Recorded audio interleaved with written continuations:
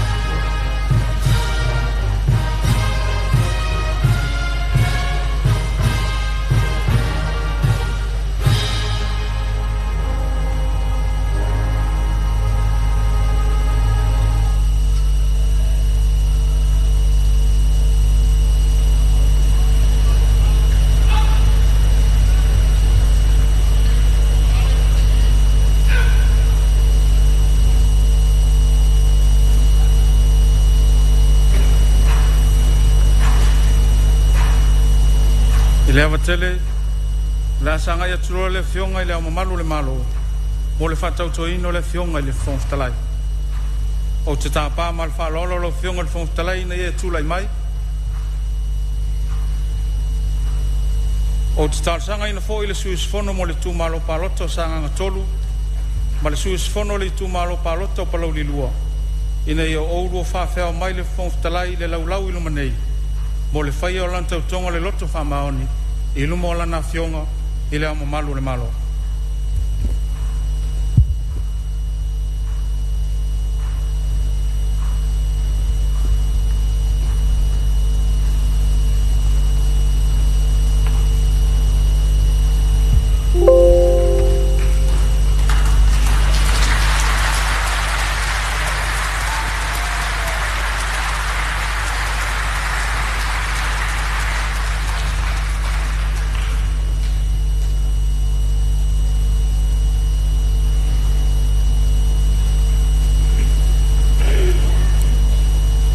mo le faatinoina o le tautoga lau fionga i le fofoga fetalai tapaina ia tuulo ao taumatau i luga o le tusipaia faitau upu o lau tautoga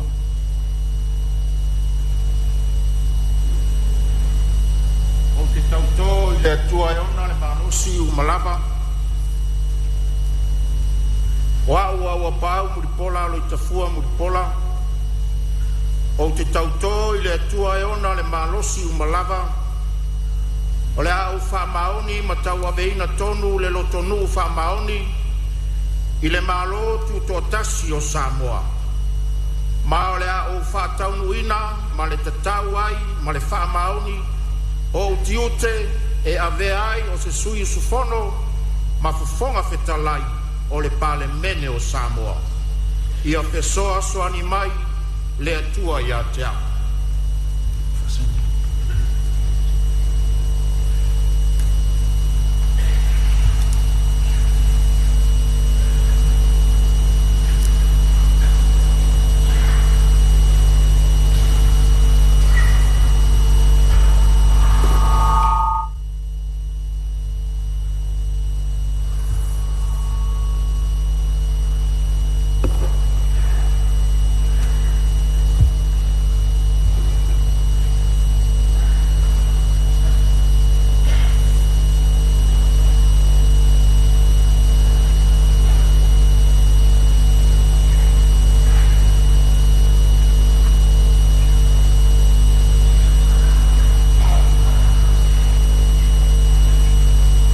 te fa'asisila atu i le mamalu ua aofia nei loo matua fiafia italia ma fa'amaonia le filifilia lou afioga i le fofoga fetalai e tusai ma le fa'ai'uga a le fono auao faitulafono o te fa'amano atu mo lou tofia i le tofi o le fofoga fetalai o le fa'ailoga va'aia lea o le talitunuina oe e le fono auao faitulafono i lou tomai ma lou lē fa'aitu'au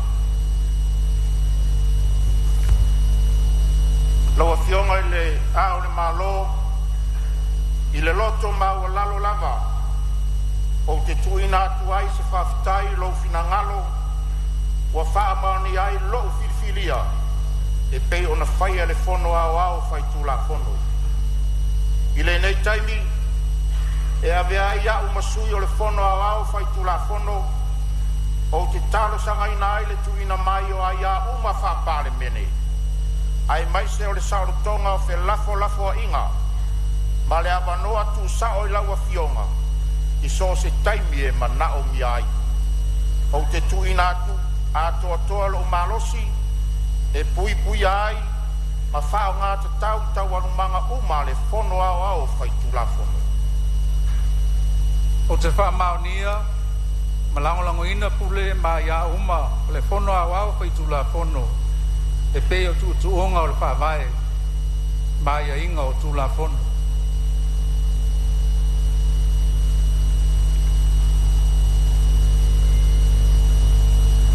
O te tuina atu le avano tu sao mai o le fono awao whai tulafono i a te au.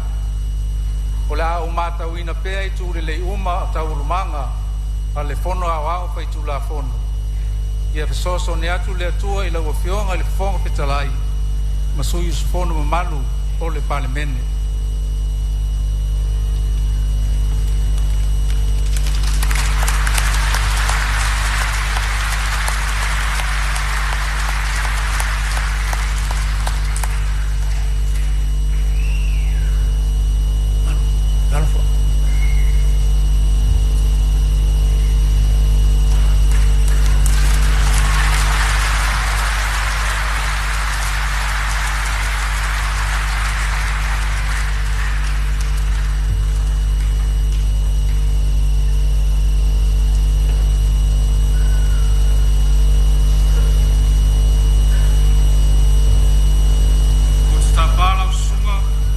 Satini le mota, na ia whatatia le whai rongo le puli, i nungo le lau a koni.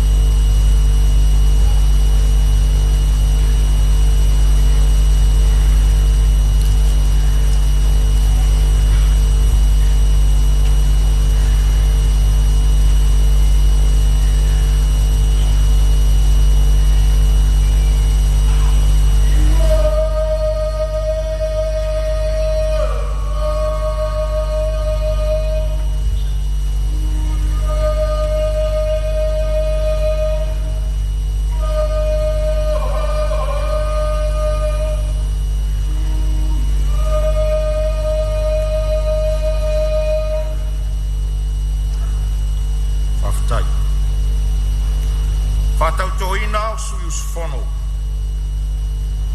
A ole ia fio mai sui fono o le palemene lumo le laulau mo tautonga. O te vala watu na ia tutulai lunga a o faitauina le tula fono lai titi. O a mio taualoa fa palemene.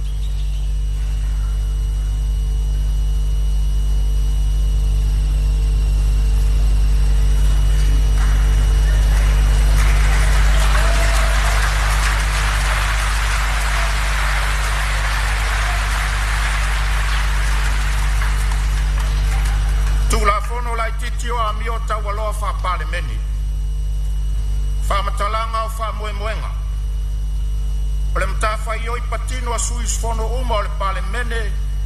O le tau sisia leo tulanga o pito sili o na maualunga. O winga taualoa. E pui puia ma fatu mawina ile mamalu o le palemene. Ma fai ai tau mafainga uma e fatu mawina ai inga au tu o le fawai. O ai inga au tu wa ta ua wa fa moe tu ina tu ai ni ta iala I mani tulanga e suyus fono tai tasi o le palemene e te tau ona fatino ai o la tau tiute ma mata fai oi se tulanga to atasi po o I le au te lenga o ai inga au tu mua fa maoni le atunu ma ona tangata o sui usufono uma te tau o ne tau sia ma ta upo le tau tonga o le loto wha maoni. I taimi uma ma tau sia le mamalu ma le aloa ia o le malo tuto atasi o Samoa. Ana wha la potonga ma ona tangata. Lua, wha alo I tula fono.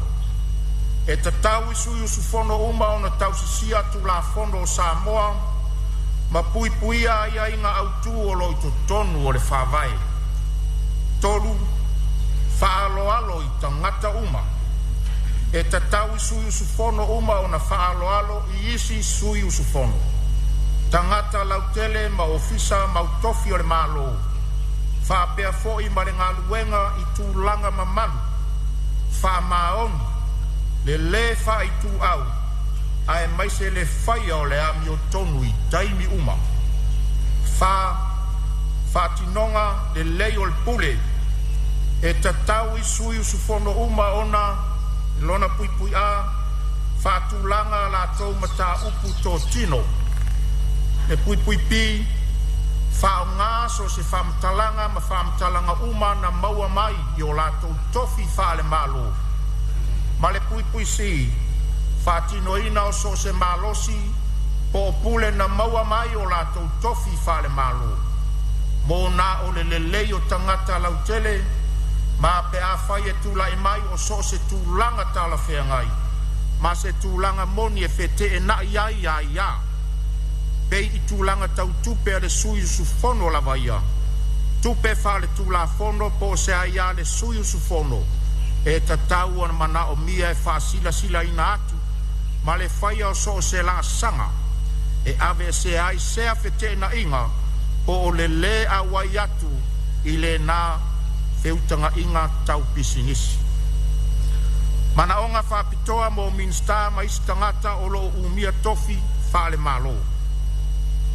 O suius fono uma o lo umia tofi whaapale mene o so se itu a inga ua mana o mia usta ia ato toa ia inga autu e pei ona whamatala inga i luna ma e le te tau i lalo so se tūlanga o na whaia o so se whai unga po o le tuina atu se malosi o so se itu a inga po o lea lava e tu sai se mata upo le a mawai e le sui su fono so se whao po ponga i ana mea tō tino po o se wha manuianga whasalanga o le solia o le nei tula fono lai titi o le a ono tango fia el komiti o tūlanga alo ia ma mi o tau aloa po e pei ona o le a fua ina e le pale mene whaftai ia lala mai lalo tō fionga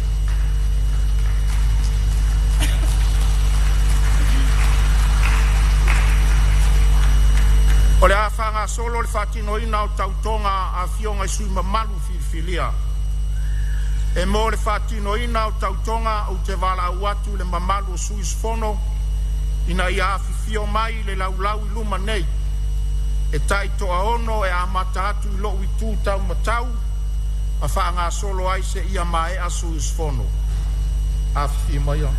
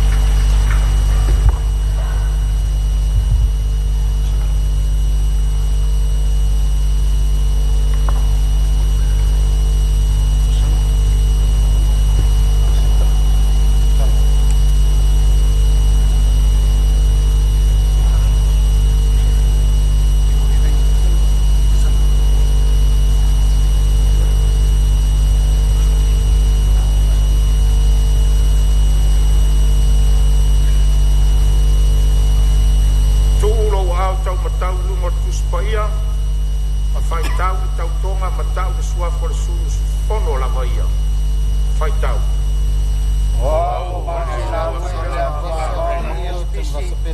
o te tau le atua e ona na marosi marava o le au whamaoni matau e ina tonu le tonu whamaoni I le marotu o tase Samoa ma le au whatau ina ma le whatau ai ma le whamaoni o tiute ia le aia o sui uspono le pārmene o Samoa ia soso al mai le atua e a tea fafitai saini tau tonga tua fionga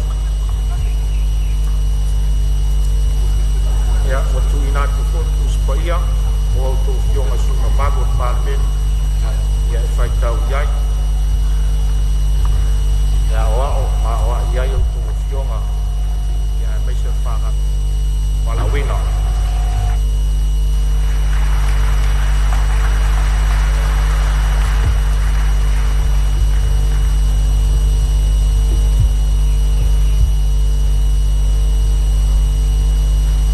te wala watu mare whaaloalo I si sulu spono to ono a whio mai le laulau mo tau tautonga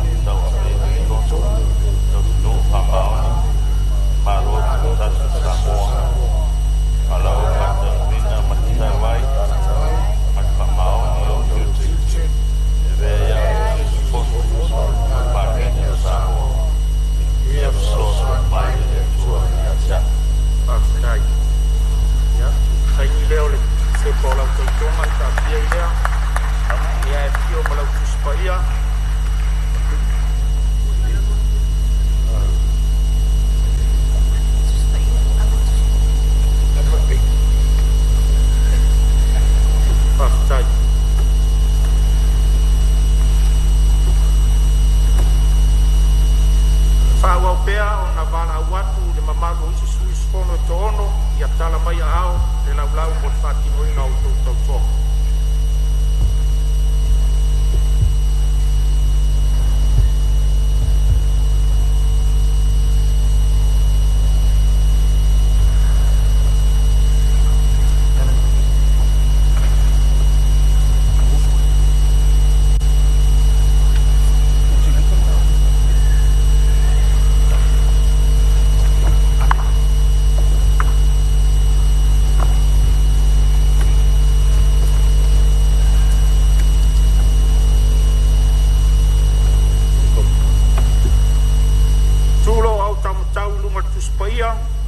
Faatautoga ma tau sua for sus fono la vaia. Faatautoga. Oh, ya le pone rimoni a yafi. O tau tino le tua ona palosi lava. E au famaoni le tau tua. Ila, tonu, lo tunu famaoni, malo tu tasi Samoa. Ala au fa, tau nuina, mata tau. Ai mar famaoni o tuti. E ai o sus fono pa mene Samoa. So san mai le tua ya tau. Tai, ya, sai ni lo ao le vaenga o lo iaile. Saini, sus fono, ia mafio malau tuspaia. Faitau e tele ai ni whamangalonga bono mana.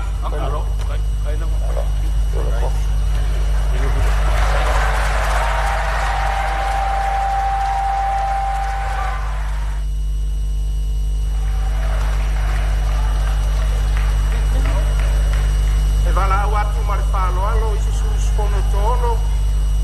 Na fio mai matala mai ao fatinoi no tau tonga le laulau o lumanei.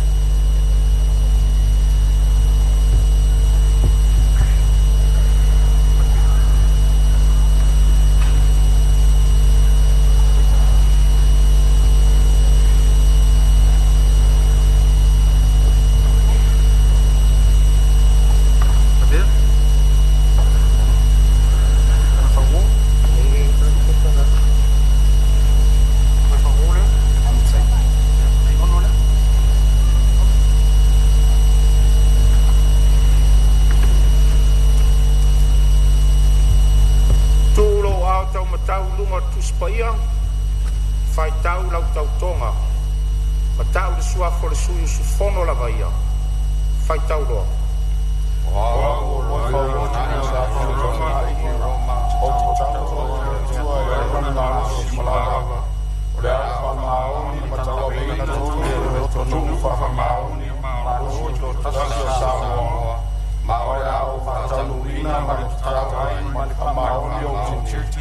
Ya vea os suis fono para mena Samoa. Ya so ani mai le tua ya tia. Fa sai to fionga ya sai ni lo to tautonga. Ona tatia pele o le pepa. Ya fa yena ngaluenga le tus. Ya ai fio ma ame tus paia.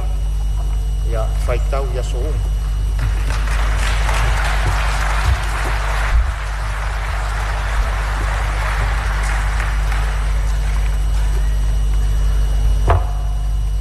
Malau falo alo atu isi suius fono tono kala mai o ao le laulau nei mo le whaatinoina o tau tautonga.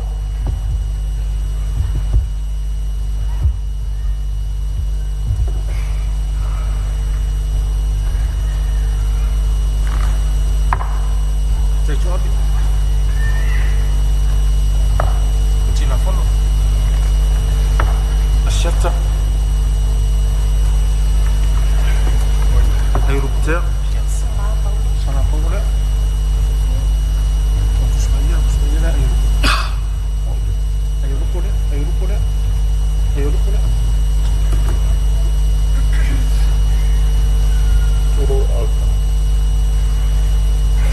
Tulo alta matau lunga tuspaia.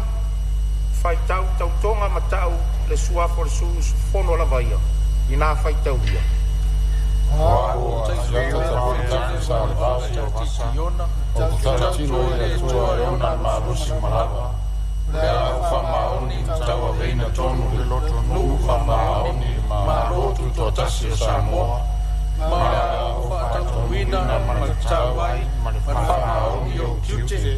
e avea sus fono para nene Samoa ia soso ani mai ia tua ia ja Faafetai ia saini le pe Paeaiga ona taatia pea lea fa uma le ofisa o le fono ia ae tala au ma lau tusipaia o le mea alofa o tuina atu faitau le tusipaia ma tatalo ia so uma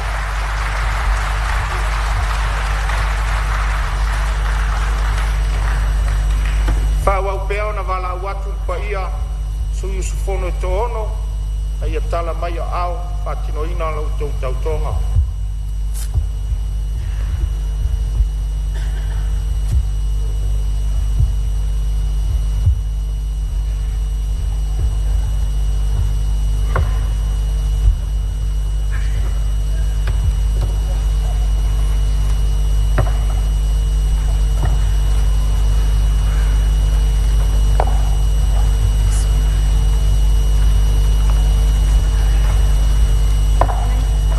seu leo moto kwa leo mau leo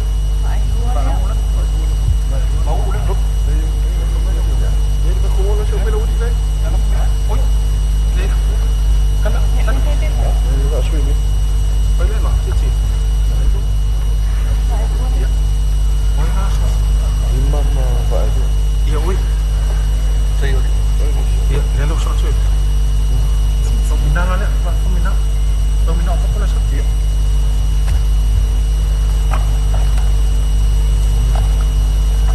Cici lah, apa cici?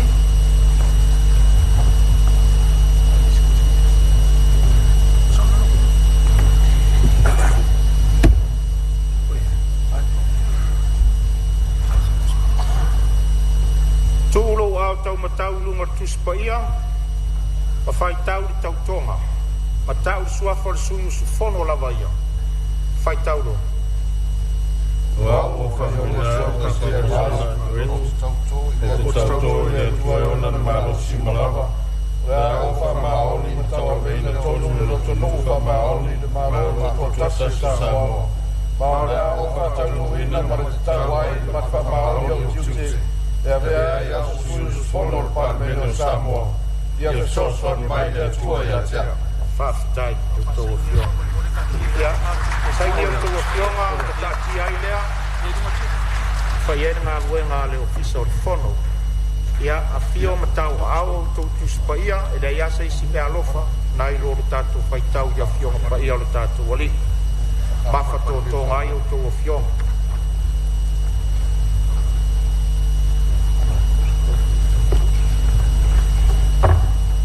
O te wala au whalo alo atu i sui usfono lo tutoe o le tātou pāmene a fio mai ia mo le wha tautoina o rua fionga.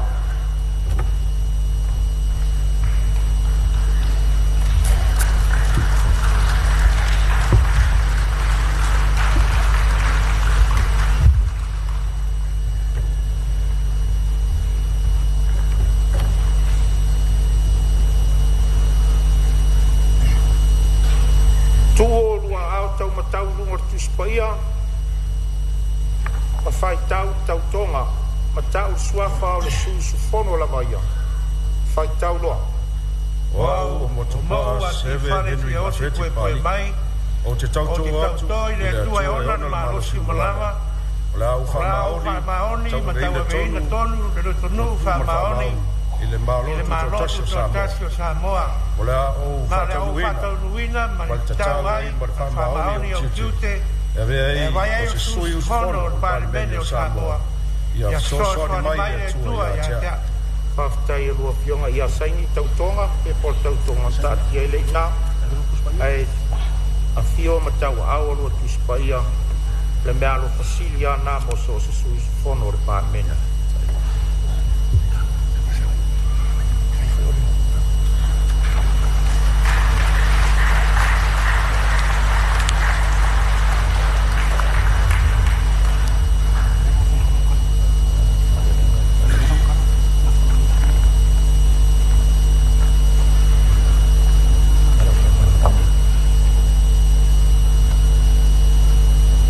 Malelenga mai le nofo ali Te talaina alo ia o le palemene lona 18 o le palemene o Samoa. I le awa tele o te tuina atua i le awa noa mo le malelenga a laua fionga i le au le malo.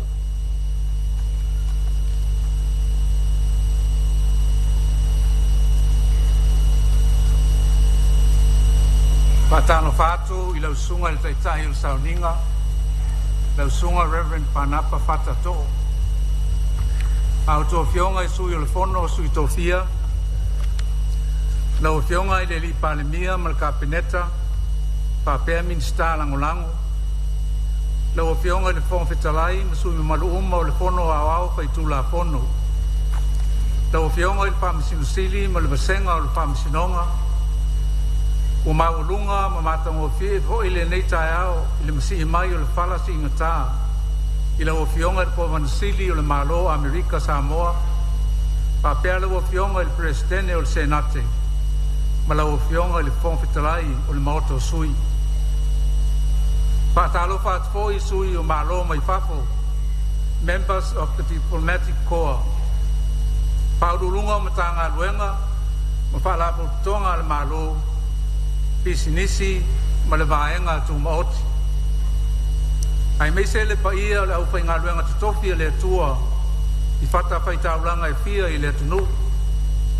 Pa pea le mamaru mawarunga o Samoa mua e mapapa au i le nei tae au e mori mawina le nei sauninga. I le whangaruina fo i le paia o le atunu o loo whafonga tapo i mai maota malawa i Samoa nei papea matunu mau o le paia lava lea ua ainga matama o tama ma ainga tu mua mapule i tu au ma la taua ainga i le tai ma le vaa o fonti ai taina ni fo i sua ma le vai panua po mai tu langi sa ole ma le lau niu sa lua a fio fatui kalala tai to to ma upu i le manua tele Wa tu mai langi le langa ali e tama whainga. Ina ua maku i whale mua whaiva o le tama seu o le langi. Ua maalo fo ili u ofe o le tala le lei. A wa o lea ua maea ona wha ilo whaiva wa e mau.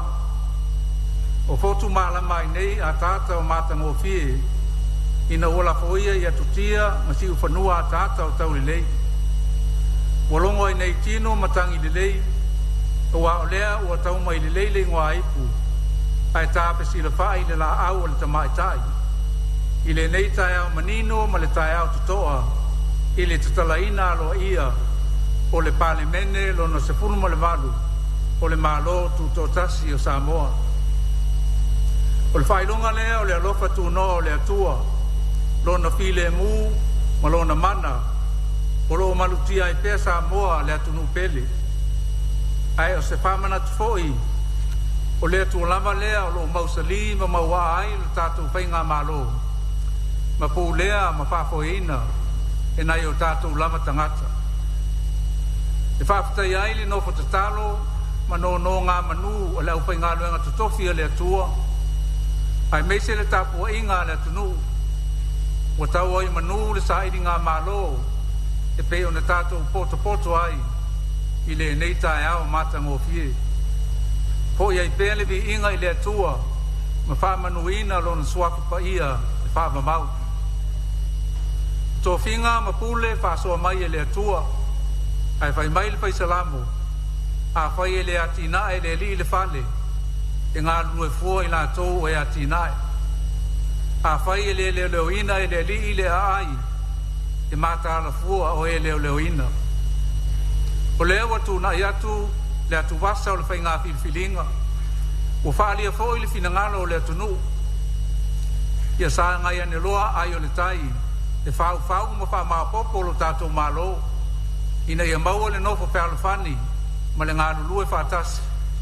Ia manui ai le whainga Malo ma o tātou tangata. A wā o le palemene ma le Malo Samoa e mō tangata uma. O le laulau ta ua le nei, o te mamoli atu ai le wha Malo i lau whionga i le li palemia o Samoa, lau susunga, la uli le mali atoa polota e whaofosi.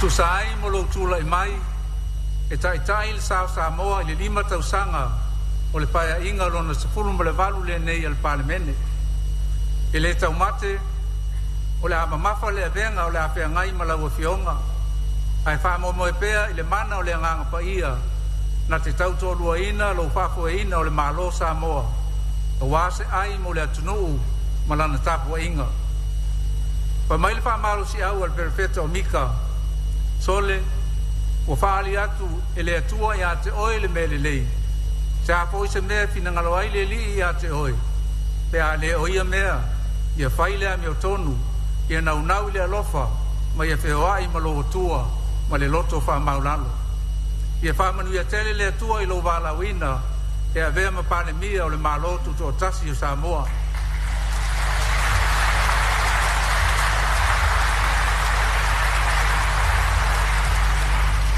e mamoli atu foʻi le faamālō i lau afioga i le sui palemia faapea le mamalu o le kapeneta ma minista lagolago i le filifilia o a'autou afioga i nei tofiga tāua a le tatou mālō ia taʻitaʻina i le manuia ma le filemu o le atua lo outou valauina auā se manuia o Samoa o outou mamana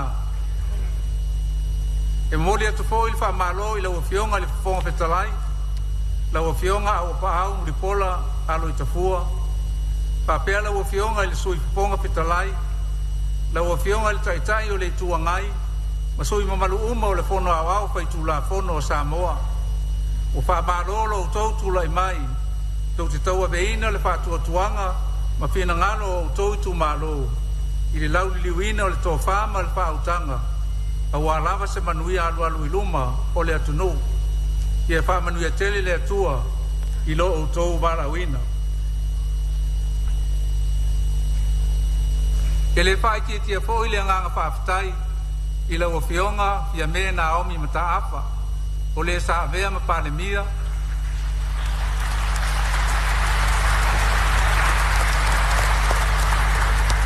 faapea le kapeneta le fofoga fetalai le taʻitaʻi o le ituagai ma sui mamalu'uma o le Paeaiga lona 17 o le palemene ua mavae atu nei ua faamālō le faatoatoa ma le fai o le faiva ua faafetai le pale ia faamanuia le atua ia outou afioga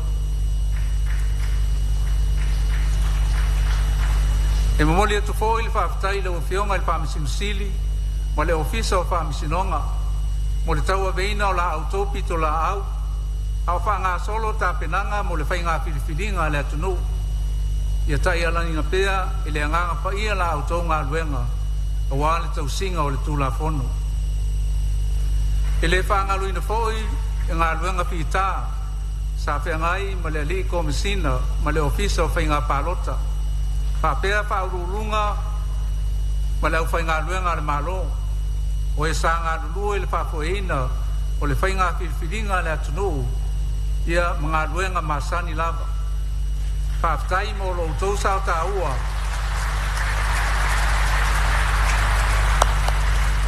ma ia faamanuia le atua i la outou auaunaga i le tatou Malo ma le atunuu e muliaʻi le faafetai ma le faamālō i le mamalu lautele o le atunuu i lo outou lava papale ma le lagolagosua ua faaiʻuina ai ma le filemu le faigā filifiliga i lenei tausaga o loutou leo ua fausia ai nei le palemene lona 18 o le tatou Malo tutoʻatasi o le tatalo ia maua pea Samoa le nofo filemu ma faamanuiaga mai le atua le mamalue o le palemene oupu e masani ai le atunuu o le tele o 5 e mamā ai se avega o le tele foʻi o sulu e maua ai figota lelei o nei foʻi tau i le gata ina faasinoala i galuega masani o le tatou soifuaga ae ua tala feagai foʻi ma le mamafa o tiute ma matafaioi o le afeagai ma outou afioga i le tauaveina o le palemene o Samoa o lea ua tuuina atu le faamoemoega o le outou taʻitaʻia le Malo Samoa i le alofa ma le loto gatasitasi auā lava se manuia mo afioaga mai tumālō Whapea foi tangata nu uma o Samoa. O le tatalo, ia sanga whaapulu mai le langi le tōwha mai le whautanga, e tai alai nai pe tu na inga o muniao i upawhai o Malo, ma pe lafo inga i le palemene. Ia o tō whaalangolango, whaatuatua ma whaamoemoe, i le tai inga mamana le atua silsili ese, le atua le tamā, le alo ma le nganga paia, lo whaavai ai le tātou Malo tūtou tasi. Ia whaamanuia o tō i le lii, ma ia tausi i a te o tō, ia whaamalamla maina le lii on whafonga i lunga i a te o tō, Malo whaatu i a te o tō, ia whaasanga mai le lii on whafonga i a te o tō, ma tu i nātu i a te o tō luna while mū. Ia whaamanuia tele le atua i le paia, ma le mamalu o pota mai le neitai au, Paeaiga Samoa au au. I le whaalolo tele o te whaasila atuai, o te talaina lo i nei le palemene lo na sifuru mo le walu, o le Malo tu ko tasi Samoa.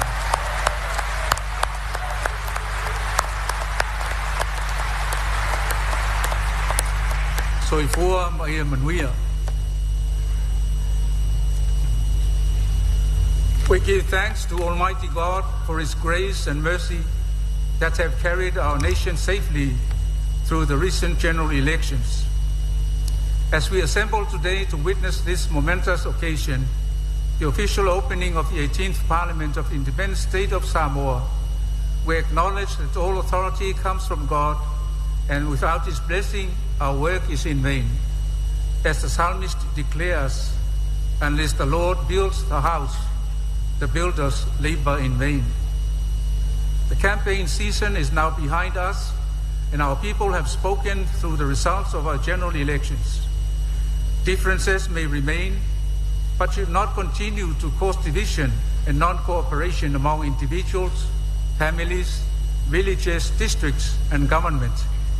It is time to heal wounds, forgive, reconcile, and march forward and serve together in the spirit of unity, because the Parliament and the government of Samoa belongs to the nation, to all citizens of our country, young and old, rich and poor, and all of us. Our canoe cannot move forward if each person or faction paddles in a different direction. It is imperative that we paddle together for the good of our country and people, and for the glory of our God. As we inaugurate our new Parliament today, I congratulate our new Prime Minister, the Right Honourable Laulil Maliatoa Polotai Vaufosi. You are now entrusted with the solemn responsibility of leading Samoa throughout the forthcoming 5-year parliamentary term. May your leadership be abundantly blessed with wisdom, discernment, and favour from our Heavenly Father.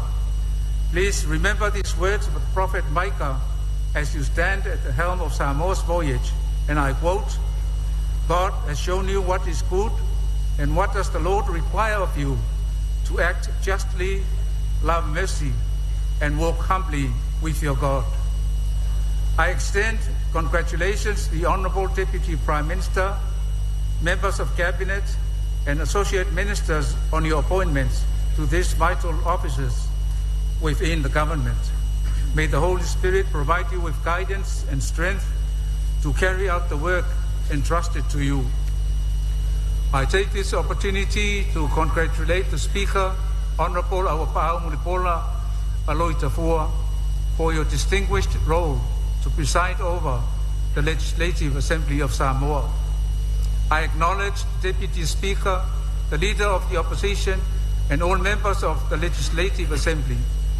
Your respective roles in representing your constituencies is of profound importance, and may your collective wisdom and deliberations advance our nation in the pursuit of progress and stability. I also acknowledge the former Prime Minister, Honourable Fiamena Naomi Mataafa, Cabinet Ministers, and all parliamentarians who served our government in the 17th Parliament. Thank you for your leadership and service for Samoa. I commend His Honour the Chief Justice and the Judiciary for their role in upholding the rule of law throughout the election process. I acknowledge with appreciation the diligent work of the Electoral Commissioner and staff, government officials, and all who participated in ensuring that the electoral process was conducted with integrity and fairness. I extend my sincere gratitude to the clergy of all denominations, prayer warriors, and all our people for your dedication in entrusting Samoa to God through prayers, devotion, and fasting. Honorable leaders and members of Parliament, a well-known Samoan saying reminds us, many hands make the work lighter, and by shining many lights, the finest of the sea's creatures are brought into view. These sayings do not merely refer to the ordinary tasks of our daily life, they are even more relevant to the difficult tasks and solemn duties that lie before this Parliament. Upon your shoulders rest the trust and hopes of our nation, as you are called to lead our government with love, unity and purpose, not only for the benefit of villages and districts, but for the success of the entire country. Let us humbly seek the gracious guidance of our God, so that wisdom, courage, and steadfast resolve may be abundantly bestowed upon this Parliament. May your deliberations be conducted with clarity, integrity, and purpose, ensuring that every decision strengthens the welfare, stability, and stewardship of our nation.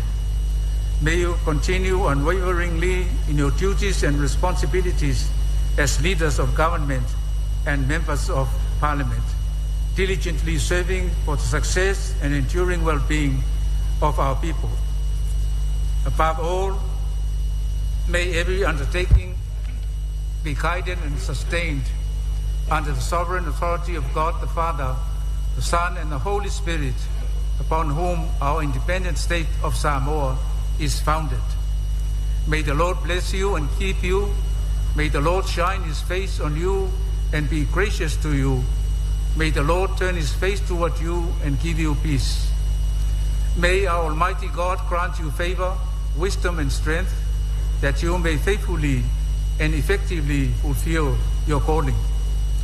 With all due respect, I hereby officially declare open the 18th Parliament of the Independent State of Samoa. God bless you all. Soifua mai manuia.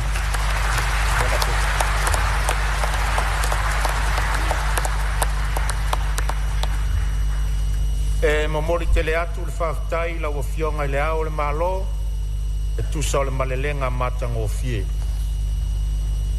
Lafo le palemia. O te tapa ma le whaaloalo lau fionga le palemia mo le lafo. Lau a fionga le fong fitalai, pa pēr le afifio le fionga le au mamalu le malo, o te tula i atu e whaatu le lafo. Ina ia whātātia le malelenga me no whaalii i le laulau a whono le Parlemene. Whaalua e re sui mai whare aliri tasi i a whapea foi pe palau tasi. O le fisili, po le a whamaunia le lafo e finangalo iai sau no male ioe. Au ese le ai, ua manu malo le ioe.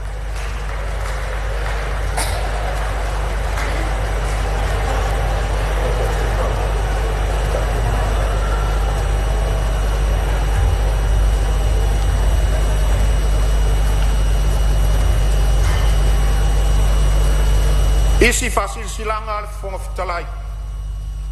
O te fasilsilatu le komisi fa Parlemene e peo na ai tu la fono tu mau se lau fitus furu.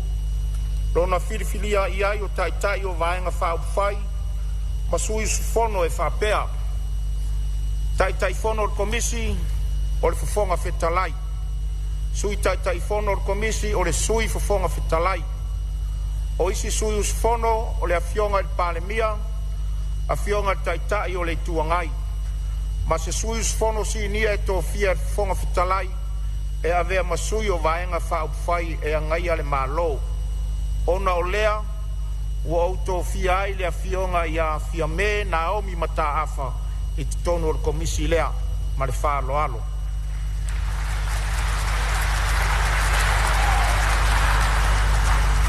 Ma o le au suia ele fonotanga mua le komisi whapalemene le astofi se fulu ma le valu se tema lua afe lua se fulu ma le lima i le itulai se fulu le tae au. Mo le whātulanga ina o le kālena o aso fono o le palemene. Mo le tausanga lua afe lu fulu lima, lua afe lu fulu ono. A to ai manisi ngā luenga ai maise o le tau ave ina o tiu te whātula fono ina o le komisi. Lafo mo le tolopo ina. Tulai mai lo fionga il palmia.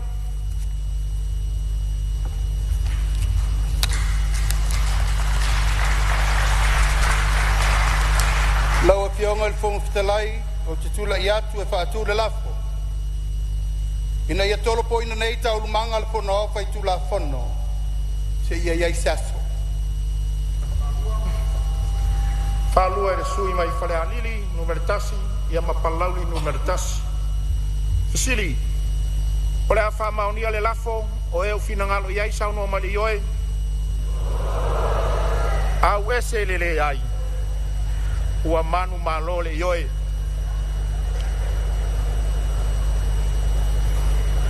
Au lei tolpo ina tau lumanga al fono au fai tu la fono, e tu sa le lafo o wha maunia, o te taru sangatu. A mai au na tolpo ngā luenga al fono au fai tu la fono. Ia tātou tari mau mai pēa le maota, mo le Faatautoga o le afionga i le palemia, ma lana ka peneta. O te whasilisila atu a tolopo nei tau rumanga le fono au fai tu la fono, se ia se asu.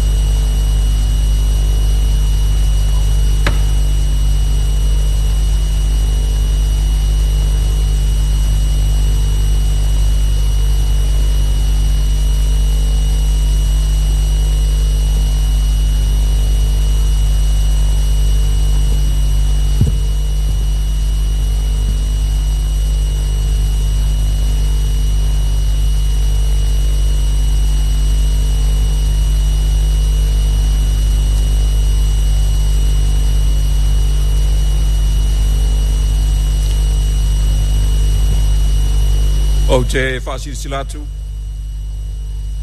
ua amaitaina nei, le sauninga alo ia whaale malo, mo le whaatautoina, le fionga i le palemia, le sui palemia, o ministal kabineta, whapiam ministal angolang. Le soifua e whaavawaue, e uane le foafoanga i lo sirisiri ese. Ua e whaafotu lea o tea, ma e fuatia le sami i lo alofi. Ua e whaoloi le ua i a toa i o nautu, ma e whae e le tausanga le pale alii, o lo wanga le lei. Pe mātou te whaofo ia te oe i sea. O oe na le whawai, o le afuanga o le malo tutua tasi o Samoa, le atuai, lo mātou oli. Mo mai a ona pai lango pa ia o le mota. Pa pena fu unu ta oton ma le lenga ala na fionga i le ao ma malu o le malo. Manatu lea, fa a wau le sauninga. Tui natu, o le tusi wha maonia, o le tufinga, o le palemia i le fionga i le ao ma malu o le malo. E tu sai ma le matau putolu sifurulua, pui pui lua, pui pui a, o le whaavai o le malo tuto tasi o Samoa, a feivi se lau ona sifuru, le tofiai, e le a o le malo e avea mo palemia, ia taitai fono fo i le kapeneta, se sui o sifono o le palemene, o ia lea ua iai le fatua tueina, o se vaenga e to tele, o sui o sifono o le palemene. Lau fionga i le ama malo e malo, i le ava e te tauai, e tu ina tuai, i lau fionga le tu sifamaonia, bo le to fieina, o le fionga i ala auli ale mali e toa, o la tai wafosi, e vea ma palemia, mo lau famaoninga.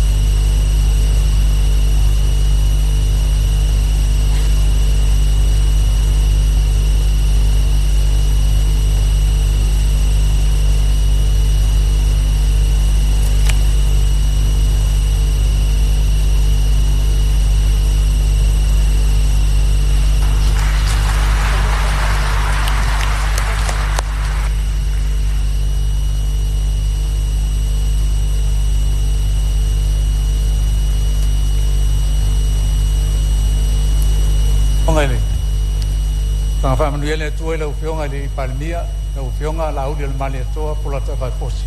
O mamana Manuele no foinga.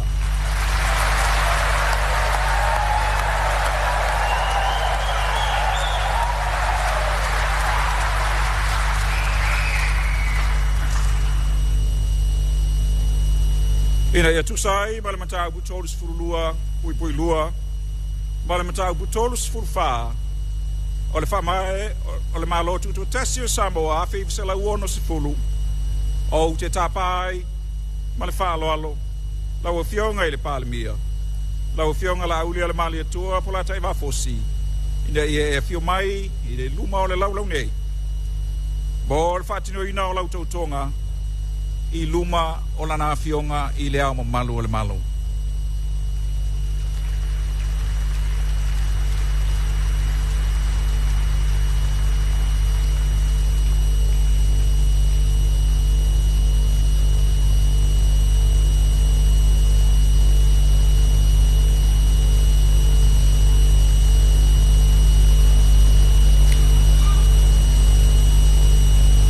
O le whaavai o le malo tuto o tasi o Samoa, ma tā upu e tolu sifu ma le wha. Tautonga a le palemia.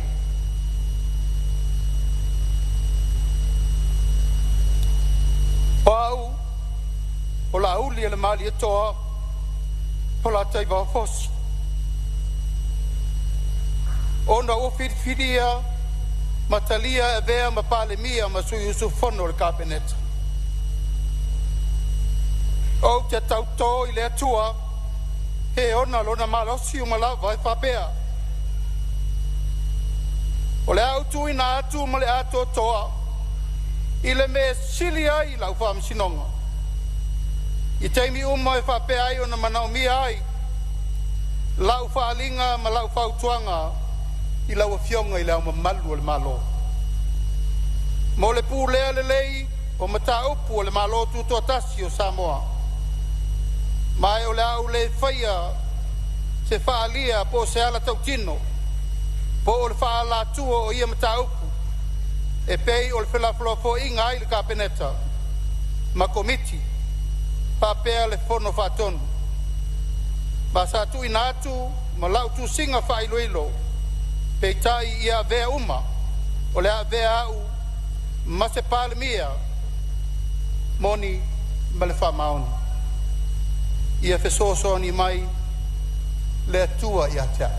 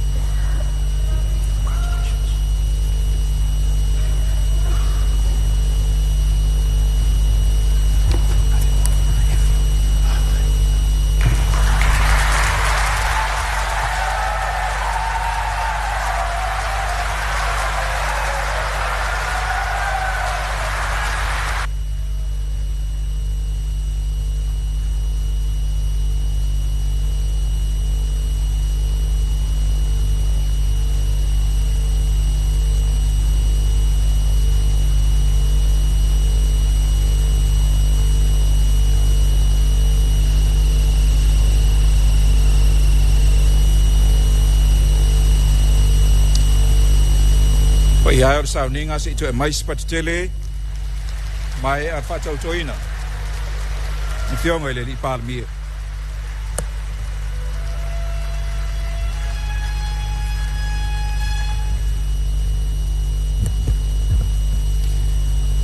E ia te aule avatele ma le whaalalo o te tapai lau fionga ile palmia mo le whaeloi nā loa ia o lau whautuanga I le au mamalu o le malo.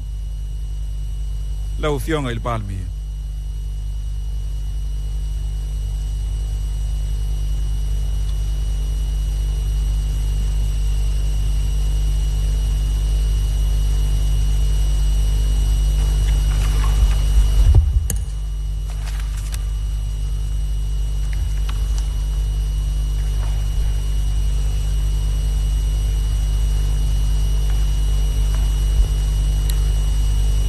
Lau fionga I le mamalu o le malo,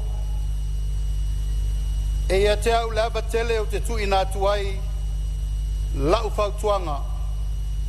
E tu sai ma le mata upu tolus furulua, pui pui lua, pui pui pi, ma le pui pi pi a, o le whaavai o le malo tuto tasi o Samoa tasiva o nusfulu, mo le tofia ina o a fionga sui sufono, e sui palemia ma le minista o kabineta.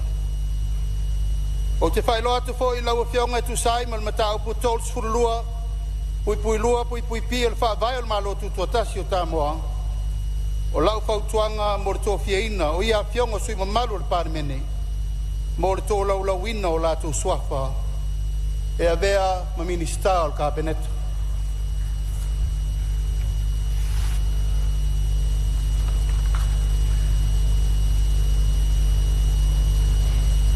O au nei o le ua tofia e vea ma palemia o le tātou malo mo le nei lima tausanga. Ma tawhai oi tau ave o le angafa, ma le taitaina o le tātou whainga malo. I lalo o le vāvainga a le palemia. Ma tanga luenga o le palemia ma le kapeneta, tanga luenga o le vai fafo ma whaktawainga, tanga luenga o leo leo ma le toi fuataina, o fiso le lo ia sili, komisio le toe fuataina o tula fono a Samoa, o fiso o sulfainga,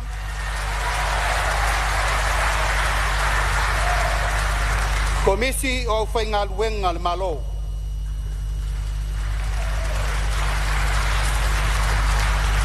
O le sui fono le avea, ma minista lango mo le official palemia, le fionga ia bui I inga sione I inga.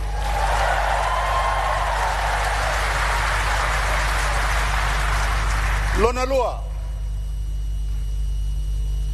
o le fionga ia toe lupe, pau ia o tele o ni semo, o le sui palemia.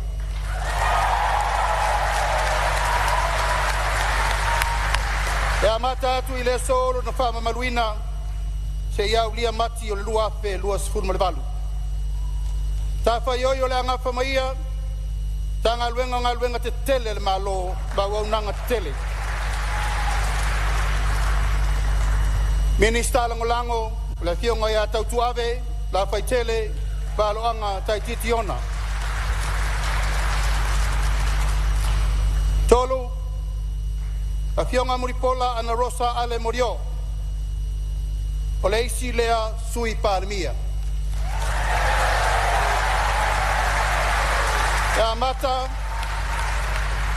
lo na whamaluina mai a perila luafe lu suvalu se ia whai wina e no fo inga luafe tol sfulu.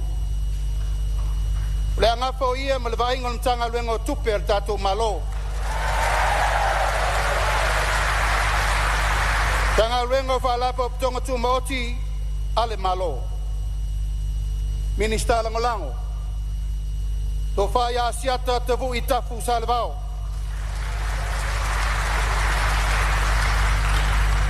Numela wha. E fionga ia ai ono aleki e keroma. Tanga luenga wa onga talonga. Tanga luenga wa onga manganu.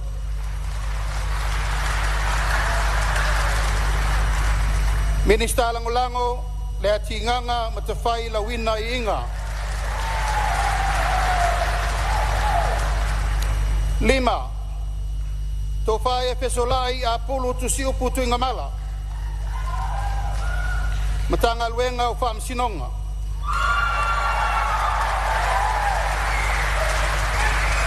Minista langolango Sala Paulo Tualapoto.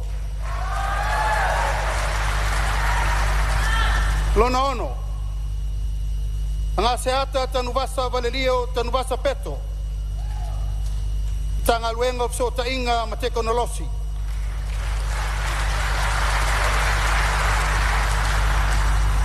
Minista langolango le lua sangato karene. Lona fitu. Tofaya masina lupe le atua vao makesi pisi. Ole matanga luenga o tiute.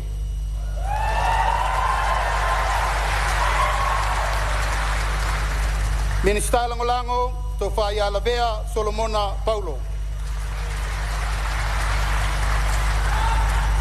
Balu Seve Anapu te I fuimono. Tanga luenga o siusiumanga. Minista langolango taufua Edmund taufua.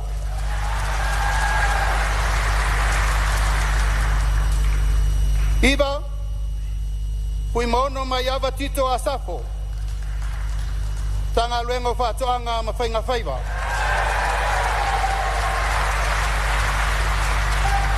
Minista langolango Aiolupo tea misa Tony Aiolupo.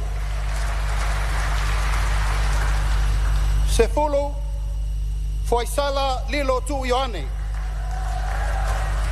Tanga luenga whanua mala oa whanatula. Minista langolango tea to alapeato. Sefulu tas. Se wambuli le tufunga fasitoma. Matanga luenga o talonga ma malolonga. Minista langolango fiu faulatane Bonifacio Bassa. Se fololoa. Tanga luengo tinam tamaitai nu manga psotai nu melefa mamawina moifa wo Julius akui tafunat. Minista langolango tilafono David Hunter. Se fulutolu Hata Ryan Schuster. Talangwenga pisinisi alamanuia Maleipa. Minista langolango amituanai malolo tautofi Roma. Va'ao lo fipo. Matanga luenga soifua maloloina.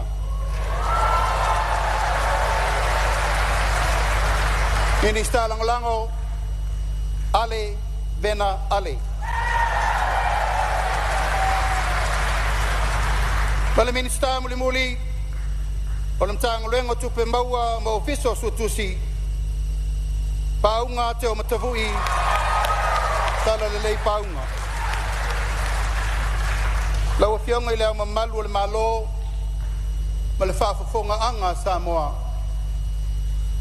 o le filinga le nā na tātou tau whaita talo ai le tua e fili mai tai mo le nei no whainga soi fua mai manuia.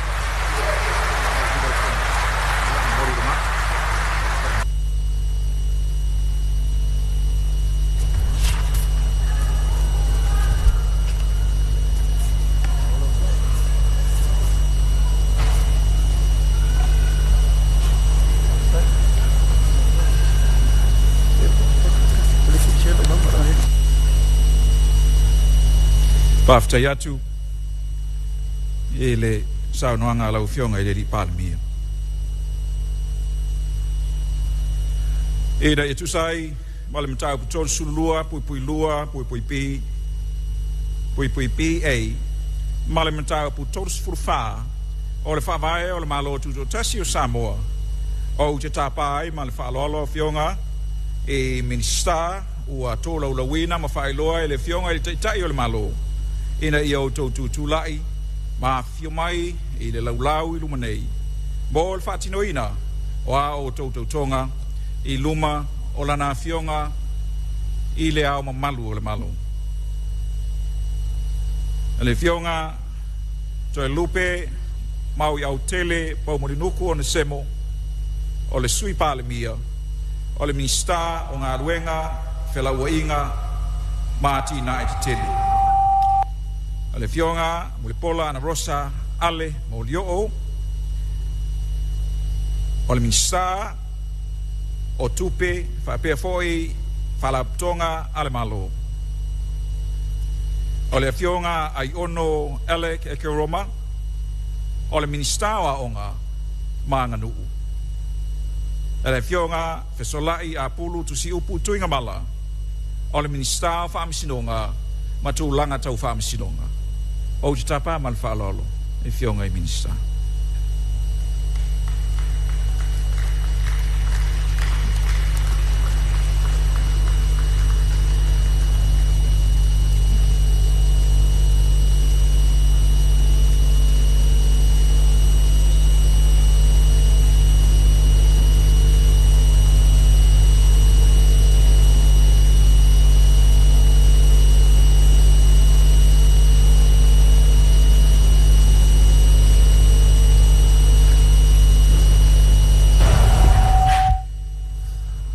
Tau au i le tau matau i le fionga le tua o na sao noa lea o tau fionga i a tau tonga. Tau tau. O tau lupe mo i a tele po o na semo o na ua filfilia ma talia e vea ma minsta sui sfono al kakaneta o te tamto i le tua e ona ma losi ma lava i whapea lau tuina atu ma ato toa le mea au pitu fili lau whamasinonga taimi unga i whapea na mana mea ai La wharinga ma le whautuanga I le au na malo. O le pūlea le leo matau kua le malo tuto tasi o Samoa. Ma o le au le whaalia I se ala tautino.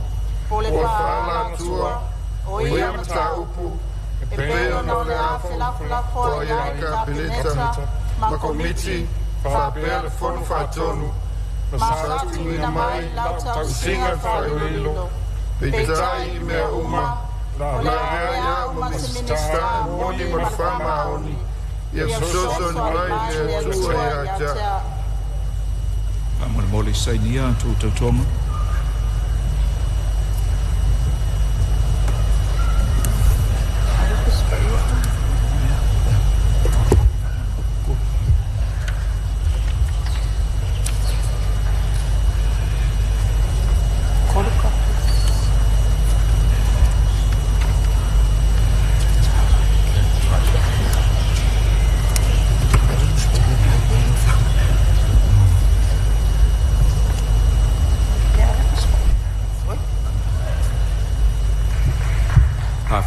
Half your my film.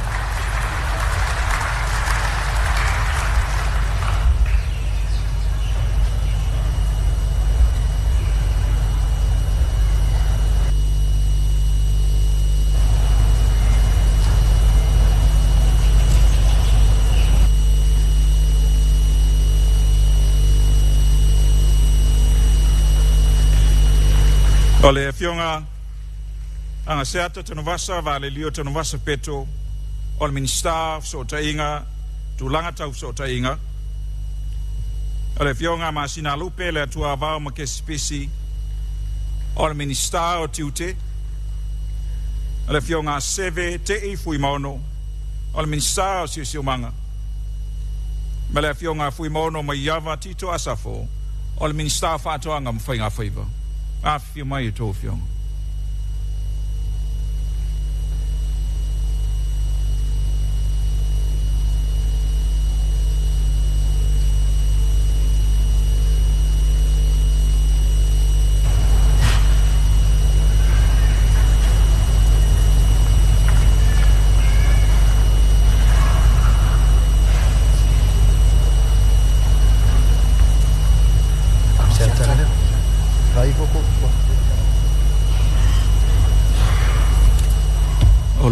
Au ile afionga le tua I lima tamatau ona sa no le lau tau tau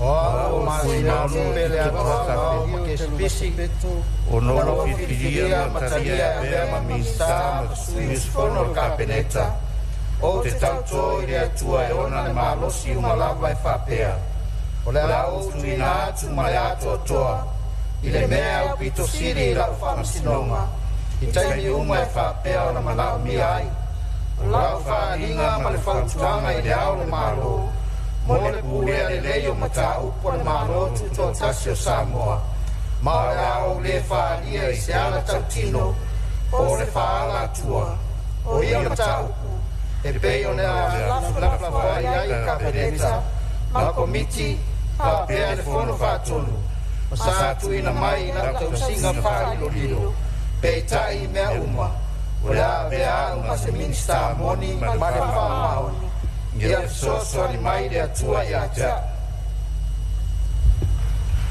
Sainia to tautonga.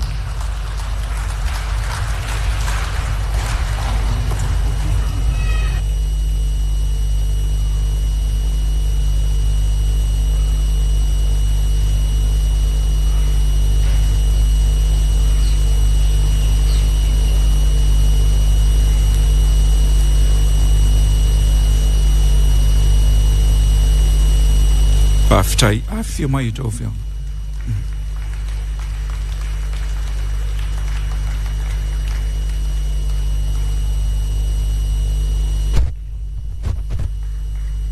Ole fionga foi sala lilo tu Ioane. Ole minstao ele puna o fanaturo.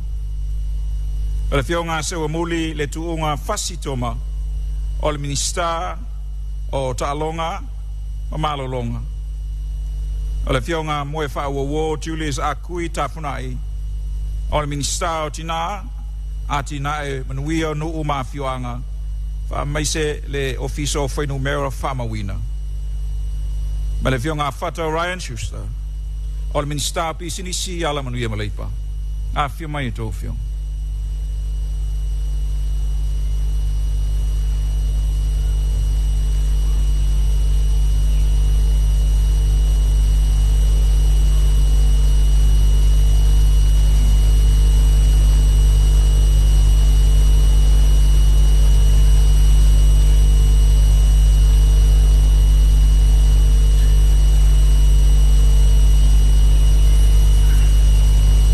Olo tau au le fionga le tua le 5 tau matau ona sao no le ila tau tonga tau tau wa so fori le tua fasi toma mo filia tadia per musta su sfono capinetta o tau le tua ona Malo si malapa fa pea o la autoina to me o pitu sivi la fa i taimi uma fa pea o manami ai o la Faatauga ma le Faatauga ne ao Malo mo le pule le o tau po le Malo tuto tasi o Samoa ma o le au le faalia se ala tautino o le Faatauga o ia mataupu e pei ona le awhirafuna fua i ai le kapineta ma komiti faapea le fono faatonu ma sa tuina mai lau tausinga faalililo peitai mea uma la vea o mas mista moni man famaoni e so so mai le tua ya fa man mole sainia to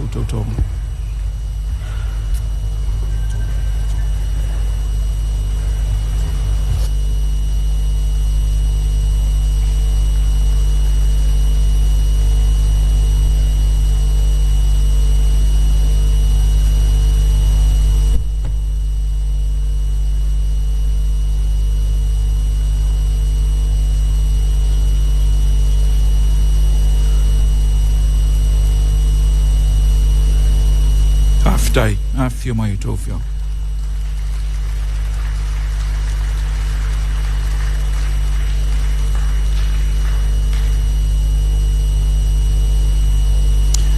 ole fionga va o lo fipo ole minister so I fu malo loina le fionga paunga te o mte voitala le lei paunga ole minister tu pe maua ma le official so tu sid a fio mai lo a fio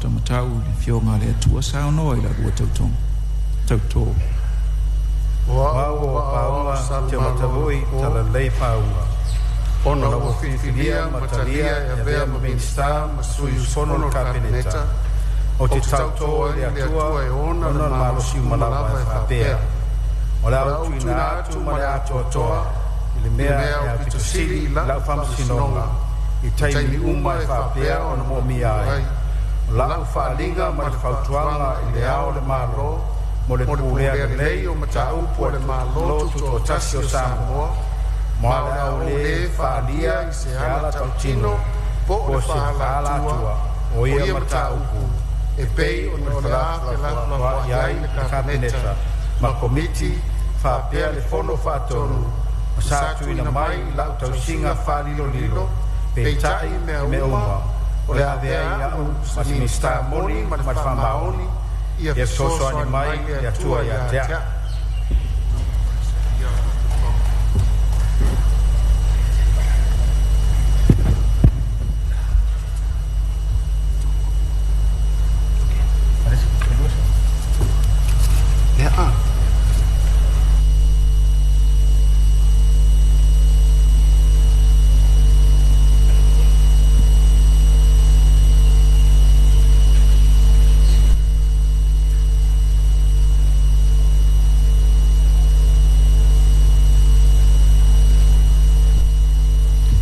Paftai afio mai lu afio.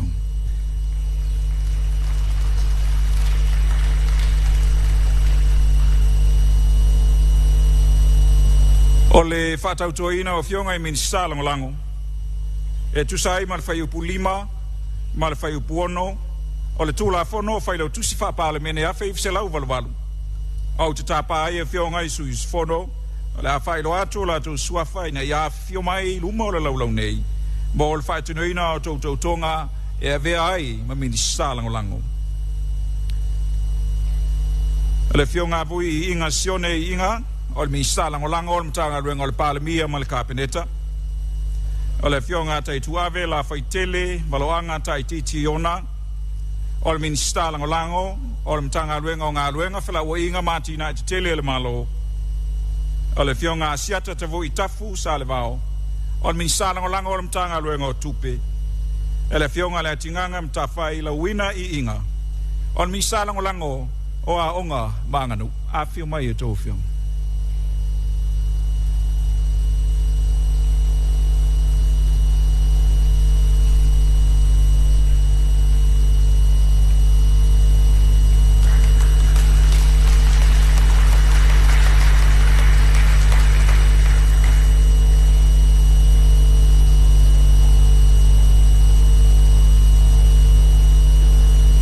Loto au tamatau I le fionga le tua ona saunoa le I lau Tautautoga. Tautou.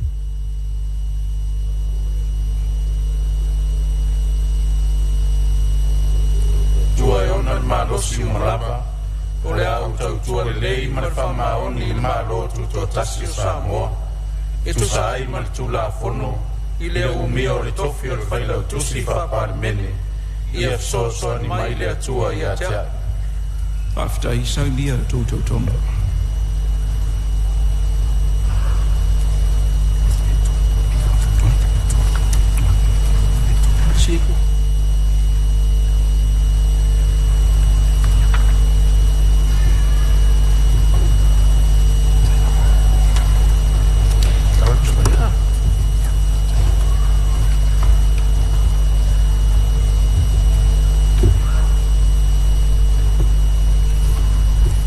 After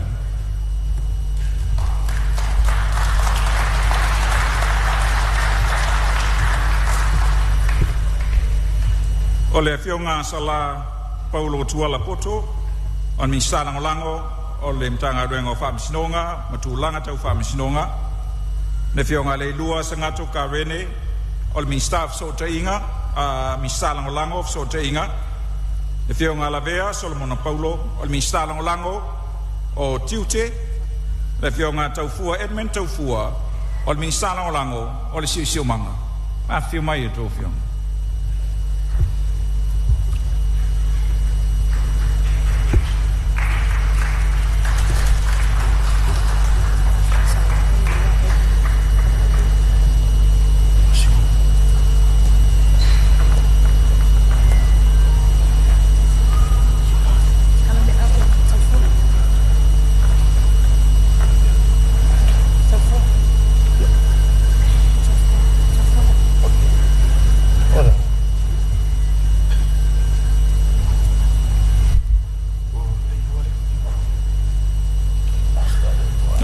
Tamatau I le fionga le tua o na saunoa lea I lau Tautautoga. Tautou. Wow, sala tautua. Tautua le tua ona Malo si malava. Ora tautua le whamao Malo tuto tasi o Samoa. E tu sai ma tu la fono. I le umia o tofi fai lau tusi whampane. Ia so ni mai le tua ia tea. After I say near o Tautautoga.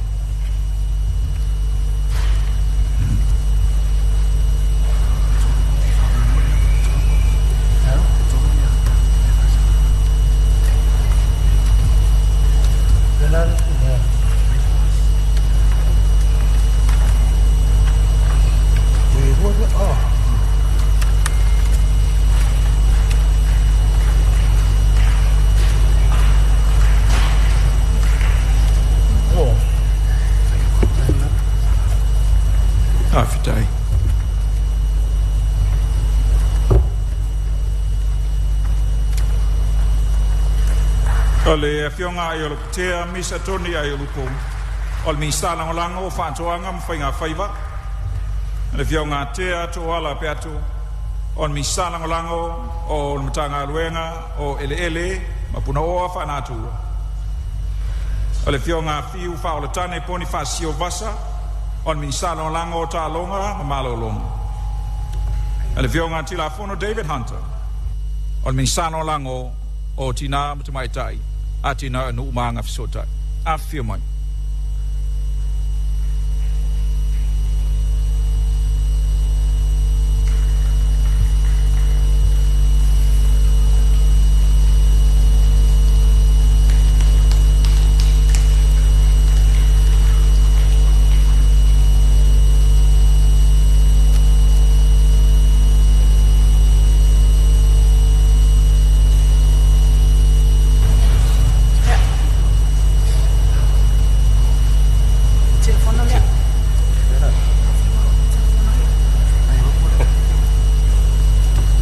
Tau au i le tau le fionga le tua o na sau no le i lau tau tonga.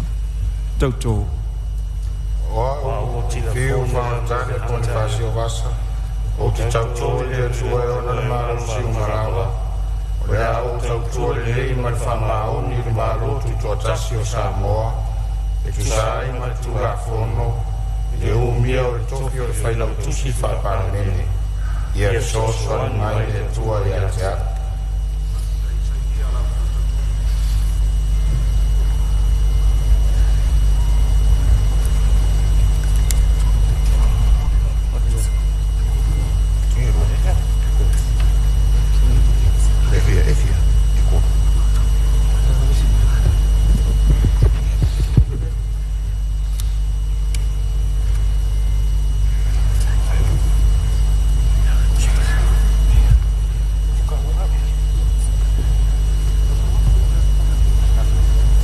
Aftai.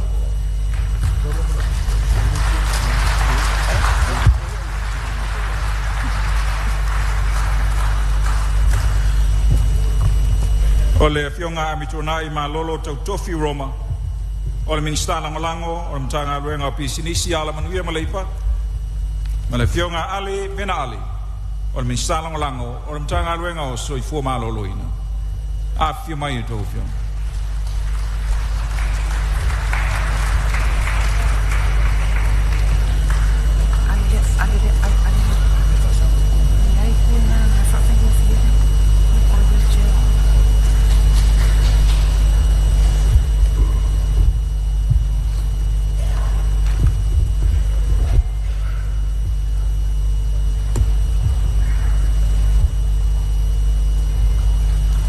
O lua au tau matau i le fionga le atua. O na sao no lea i le lua tau tonga. Tau tō. Oa mitua nai, malolo tau tau ki Roma. Le tua e ona le Malo siu malava. Le au tau tua le lei man Whamaoni le Malo ki ko tasi o Samoa. Tu sai ma tu la fono. Ia o tofi o whailau suisi papani. Ia fisoso mai le tua i a te a. O lua tau tonga.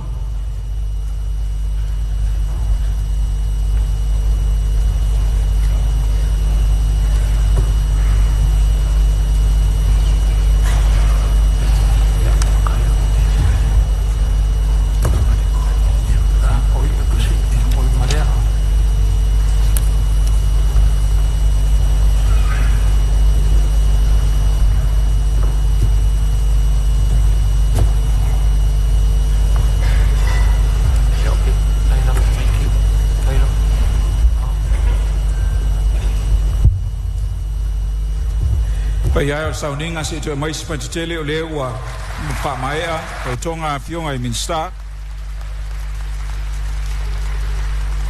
E whapea foi ma fionga i minsta longolang.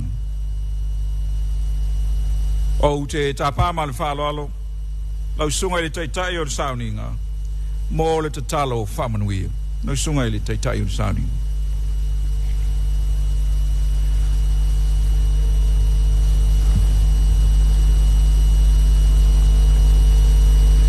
Tātou wifo matano i le tua. Lo mātou ta mai o le langi, ia pa ia lo suafa. E o mai lo malo, e whaia lo finangalo i le lau langi. Ai le o mātou loto. E whamanu atu le li pa le mia, le malo Samoa, le a fionga ia la ulu le mali atoa. O le fonga vetalai, ma le sui fonga vetalai, o le imta mai tai minister, o minister lango lango, o sui ma manu o le fono faitula fono Samoa, o le Paeaiga sfuma le manu, o le malo tuto tas. Ia whapula atu, fonga alo fole atu e lunga ia atu utou, banglele ia atu ia atu utou, matausi atu ia atu utou. Lingi atu e le li lunga ia atu utou lon manuia, ma watu ia atu utou lon na file mu. Ma ia utou tu mau ia utau tonga, ia utou tau tonga, o le loto atu nu i le lofa ma le whamaoni. Ma ia visoasani atu le tua ia atu utou, a o le manuia ma le file mu.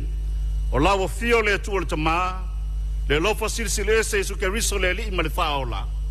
I le maftanga le mwaimlo wanganga pa ia ilunga leo le nei maftanga ma Samoa atoa, nei se yo i le whavavau lava.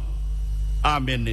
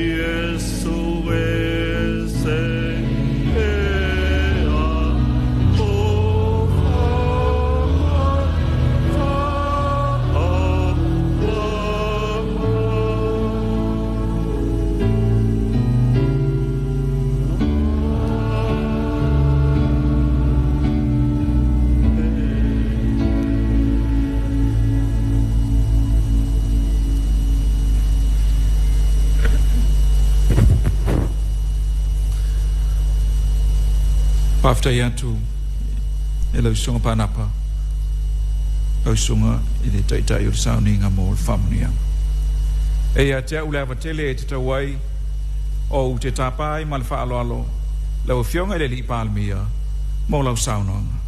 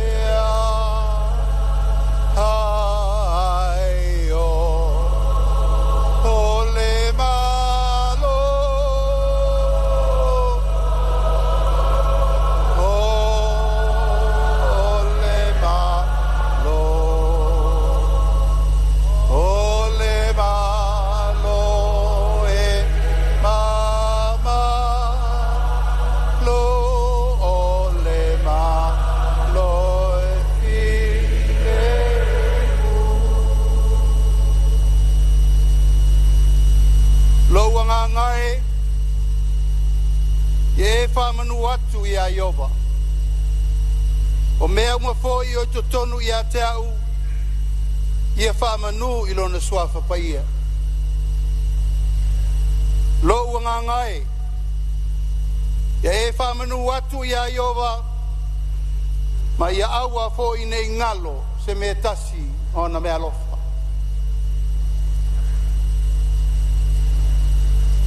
O lea ua maea o na sausau le fuesina,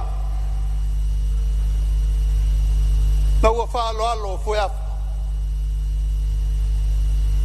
O whelelei foi manusina ma ua sa manuvale. Ai se a, o lea ua mai le malelenga mai le langi, sauno iai le taitai o le sauninga. Ngongo sina foi e le soina, tala na pasina e le Faatautoga. Le malelenga o le ua mamoli mai ai, le saunoanga, a le fionga I le au mamalu o le Malo. Manatu lea, o le malelenga mamoli lea ia Samoa, ua poto poto. Wa atoa iuto le upenga wa lea wa atoa Samoa. Isa mawhainga mapaia e tu mau e o le whawawau. Mātou le whaaluaina le malelenga I le tala. E tau ia so mātou leo whawhitai whapipi. E anga tonu ai le tātou tai ao maleaso. Le ata whai mai ia le tamaloa na liu fatu le ala taua. A wau paia popo ma upale solo Samoa. O fuesina loloa ma ua whaloloa. O lo tino I le toa ua hola ai Samoa. Paia mawalunga wau mamalu faltala lelei. O mamalu fale atunu. Tainane o mamalu fale malo. Fai ai lo leo e fai mafafonga tau mamoli. O e na whauina umai le so ma palamene whiriwhiria o sui sfono taito tasi. Moli atu ai lo mātou wa nganga whaftai tele. I lau a fionga I le au mamalu o le malo ma lau masiofa. Moli le nganga whaftai lo tau sase a tolu o wasu I le fono o sui tofia. Lau susunga I le mali atoa. Lau a fionga le tui atua tu puata msese. Ma lau a fionga le papa la ulu mapsone. Mamoli le nganga whaftai le so, a wa lea wa so ula le whala o le Paeaiga la valea o Samoa I ona tulanga whalupe. Mai le mata sau e oso ai le la, le mea ngase ai le na tamiusanga. O le Paeaiga watu mua mapule I tuau ma la taua, ai ngai le tai ma le vaa o fonti. Malu tau e foi le fio la wa fionga le whamasino sili. E nane la wa fionga le pedestene, ali matamaitai o le whamasino nga sili e Samoa. Whawhetai le fio mai matala mai ao le so. O le vaa nofo tonu lea wale tau singo le nofo whea fani. Le whaatemo kala simoni, tau sia le file mu ma le manuia o Samoa. Fe tau sia, vaa whea lo lai, ai le fe vaa ia. O le tai ao ma le aso, o le waso ula wale fio mai o tato uso mai le motu sai. Ua ato ai Samoa, a wale tato fesilo whainga I le so. Te fio mai o lau fionga le Kovansili, lau fionga Pulali, Nicolao, Pula ma le Faatautoga. Io lau fionga il presidente del Senate, lau fionga tuaolo manaia fruen ma le Faatautoga. Lau fionga il fofonga fetalai, lau fionga savali, talavawale ma le Faatautoga, tainane lau tau au malanga. Pai ala valea wasua ma le vai whanua, o fō mai tūlangi sa ole ma sale au mua, ma le lau niu na sae lua. Tama le manua tele, fale na fulu le motu, to le fale ula, ma le la au na motasi. Samoa le na awa uma na whatatia o tātou mātua le tātou whawe papa. tasi le tama, tasi le tina a inga tātou. Mori atu le nganga whaafitai tele, lo tō wapi fio mai, matala mai ao e whaamanu malu, le tau mawhainga po le whaawina o le palemene, se fulu ma le valu, a Samoa i sifo. O mori le nganga whaafitai tele, i lau tāpua inga a Samoa i le nei tū lao le aso. I tū malo umai lima sifulu ma le tasi o le tātou watero. Mai le matale i pata sa ia Paeaiga fili ma pule tū. Na tau ilo ai malo. Ai sea. O leo whaifo na loa i na tū mafa fili malae. Wa tū lima tū tūla wa whaifo le senga ula. Wa ele whaivoli wa utau tau penga launga. O i manga loa i le ava na i sale murianga e tofu o la le vai o le whalitua masanga. Wa tau lau o le wha moe o lau whiriwhiringa Samoa. O lau tau wha, ma lau whautautanga, o lau moe whaalu, o lau mauta o whimau, Samoa, o lea ua laile so. I tū malo umeli masultasi o le tātou atino, sa whengai ma le whainga whiriwhiringa Samoa, o lau tau pule lea a wale nei no whainga.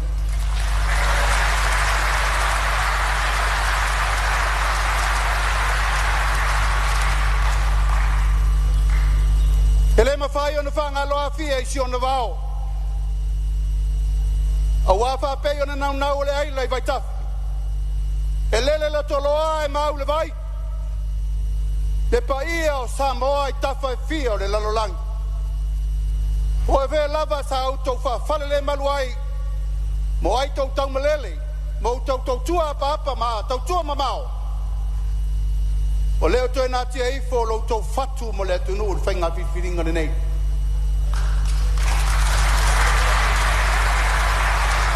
Mori ai le nganga whaafitai tele,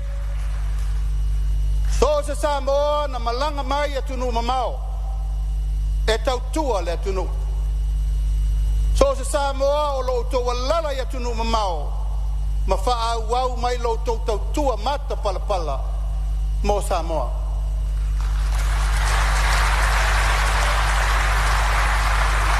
O le tatalo, alo fangia i o tau malo losi pea, e lafo mai tu pea ti na e le tunu.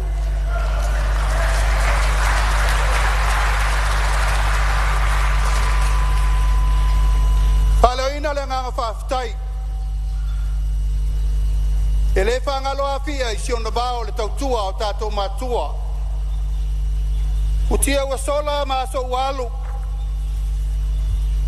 awa na le ai whaiva nā lea na lau sa saa. E le ai se tai ao whapenei. Tātou te manatu ai ma le loto maua lalo. E nā saina le ngasu o le tai ao. O e na whina wina lo Malo tu to tasi Samoa.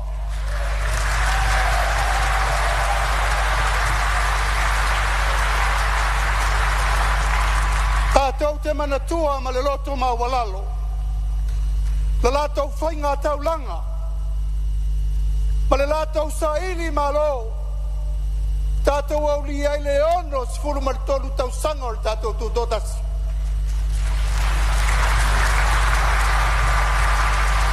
E le mawhaina ngalo. Sa lātou turi vai le tua. Matatalo i le tua i a whao le whasino ala ma le whasino manga. Wānei, o tātou whaia i ata ata o tau leleia. Kei tai o le tai au sili. O le tai au na malele ai le tau sala o papa i a mali atoa. Mali atoa. Wa uma au mai o Malo.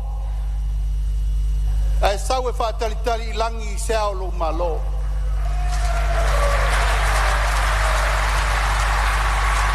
Samoa o le tai au ula le nā. Ia aua ne ngalo yola.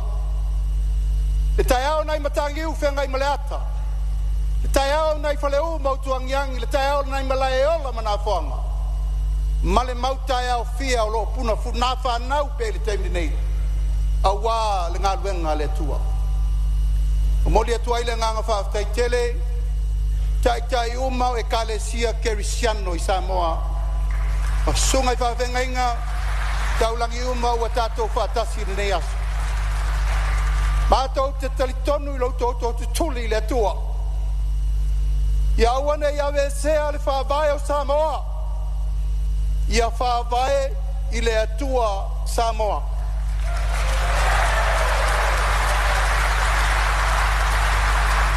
A whaisa iai ni futia wa sola maso walu, na sopo ai le tai le ma sopo le puleo le pulbo. E iai le taimi o le atua e toi fo iai le vaile me na tafe mai iai. O le a, ia tātou manatua, o le atua e pule i mea uma o le tātou ola.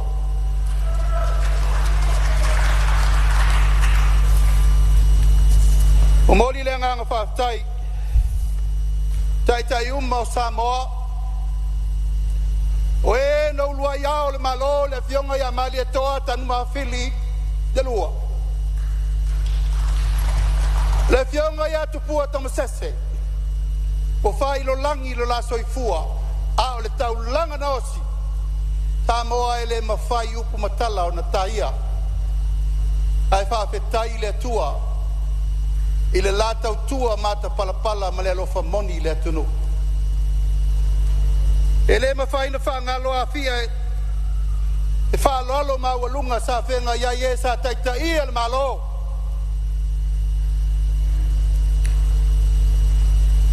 Lau a fionga mata awha whamuina muni no le lua i pale mia o Samoa.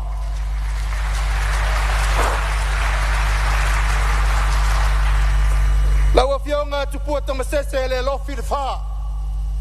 Pale mia lo na lua o Samoa. Lau a fionga tu i atua tupua tamasese efi. Le pale mia lo na tolu o Samoa. Lau a fionga le oliva ai kolone. Le pale mia lo na wha o le tatou malo. Le fionga le totoli to filau eti al sana. Le pale mia lo na lima o le tātou malo. Lau sunga tu le epa sai lele malia le ngoi. Le pale mia lo na ono o le tātou malo. Malau a fionga, le sao na whapito fia mena o mi matawha. O le pale mia o lefa to a tātou tau mawai nei.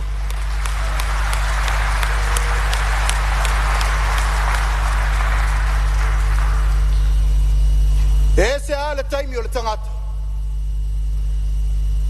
Ese le taimi o le tua.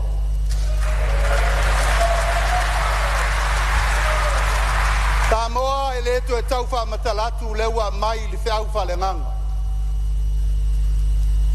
O le numela valu i lo tūlai. O le amatanga fau mo le tātou watunu. O te tatalo atu i le ava ma le whaaloalo tele te tauai. O le nofo leo, le nofo Samoa. E leo so nofo. O le nofo le atunu. E leo whatasi, pui whatasi, matausi whatasi e Samoa uma.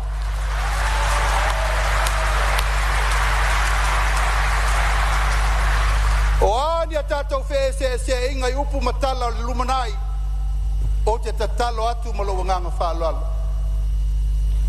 O ana nafi wa iai le tua le to e fia mana tua. Ai nao maia le atu nu pele, tātou fusi whatasi le whau malo. Mo tātou saili malo mo le lumanai. Lau sunga tu le epa sai lele mali le ngoi. Lau a fionga le sau whapito fia neem Naomi mataaf. E le la ititi le teimi na tātou mafutai. Ma e si la fia le atua le teimi o tātou ngā lue whatasi. Whawhetai mo ngā luenga uma sa whātino mo lea tunu ure nei fia tausanga.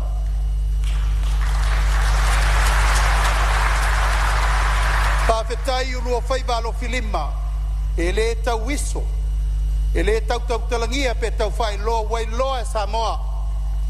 Ai sili ai o na tāua, lai sila po whonga o lea tu.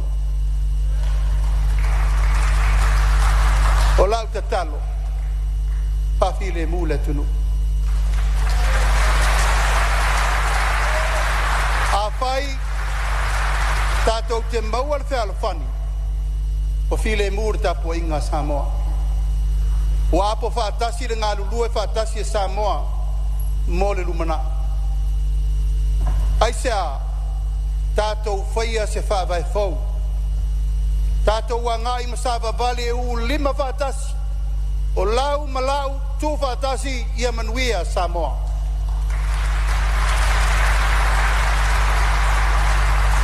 O le whātou muanga o le nofo ingale nei, e le mawhai e le Malo na toi whauna o ia le atunu. E tu tū whātasi le kalesia, tu tū whātasi le atunu, Samo nei mātunu mamau, male malo, o na le pine lo leo na manuia Samoa.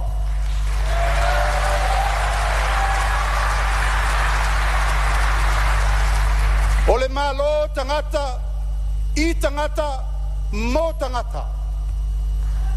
E leo se Malo na o le Malo. O le Malo e whau whatasi e iei le tiutia leu whainga luenga tutofi e le tua. E iei le tiutia le atunu tama mainga. Te foi tātou te whatasi ma le whawhawhenga iei o watu tuila ma manua. Tu whatasi loa ma le au nanga o tātou o whirwhilia le so. O na le pine le na tau I manur whamu moe. A o lua mamana.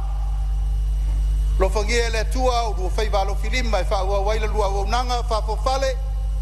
O la tātou whesai. So te pēr whesilia tu lava. Ini tu langa o whautuanga. E le whangaloina. Le fionga le whafonga whetalai. Na se ei le nofo inga wa mai atu.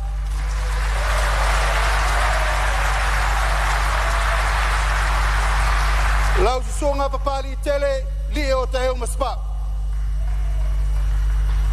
Tainane sui fai pole uma sa tātou ma futa. Ina no fo inga na mawai atu. O le mai o le singa luenga.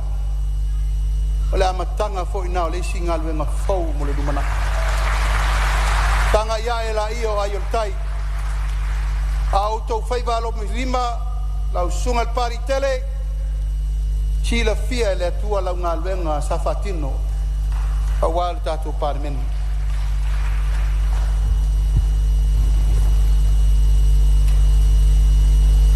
Le tātou pārmene surma le walu. Usoe o tātou o au auna le atunu. O tātou o mulu mulu vae a le atunu. O tātou o tāvini a Samoa. I o tau alo whangia ta tātou Paeaiga le nei. Wa tā pena le ainga le whātua tua I le tua Samoa wa tasi tu atu o mātou 5 tu mai o tau ao tātou ngā lue whātasi. A whai o le whina ngalo le manuia I le atunu o le mātou whātala ulatu lea. Ala tātou whasolo I tūlanga umma pe o na iai pol ka lame whātātitia a wale manuia o si o tātou atunu. Lo I tū malo pe le ngangai whamaunga numer 3.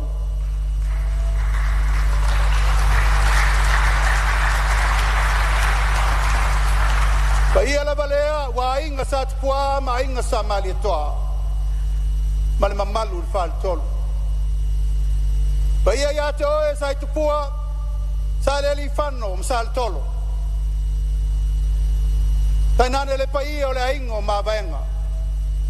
Lau tō whare tu ua pa o le whare 5 o sana SS. Ai mai se lo tato I tu malo. Au tau sunga I whawhenga inga taulangi, lau sunga te tai o sauninga nei tai au. Tai nane e tamasa uma le tātou I tu malo, I ia le atua.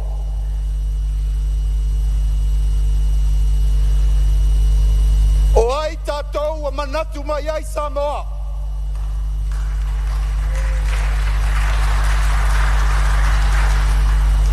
Ia le atua I tō whinga wa tātou tau nui ai. Ai sea, e le ngalo le tautua o tātou matua mai la matanga. O le tum wha malo wha vae o ngangai whamaunga no me le tonu. O tātou tamā na asaina le ngasu o le tai ao. E a le tai ao le nei. Pawhetai le tua wa tusi a ao Samoa mo le tātou I tu malo.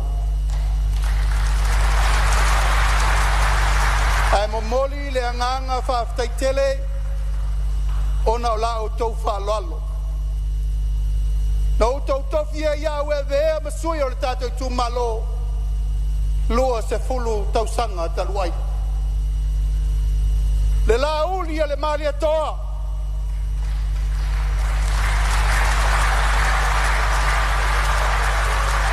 No tau wha ia te au.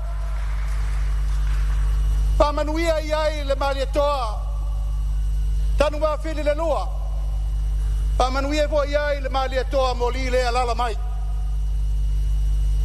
Aua tau te toi apoa le pola e mo tuitua. Anga I luma le tātou wā. Wa mawai atu wasa o ti ngā mawhaingata. Tauni la ia tātou te sapi tu langa o le whamalumalu le tunu. Aisea a wae le ai se tautua e alu fua. E lei foi se tautua e alu noa. Ao lau tō pule lea le tātou I tu malo. Whawhetai u whete whaina le tō whama le whautautanga ia Samoa. E a vea ai tātou ma taitai o le tunu. O mori lo nganga whawhetai au whaingaluenga umalawa le tātou malo. Whaululunga mtanga luenga whalapo patonga le tātou malo. O tau o tama whanau masuri moni masuri whawai o Samoa. Wa to fito whao tau te taua veina tiote. Whatangata whainga luenga le malo. Pa malo ngā lue, pa malo le unsai, pa malo le tautua. E pei lava o le tātou whailo inga le urua yaso.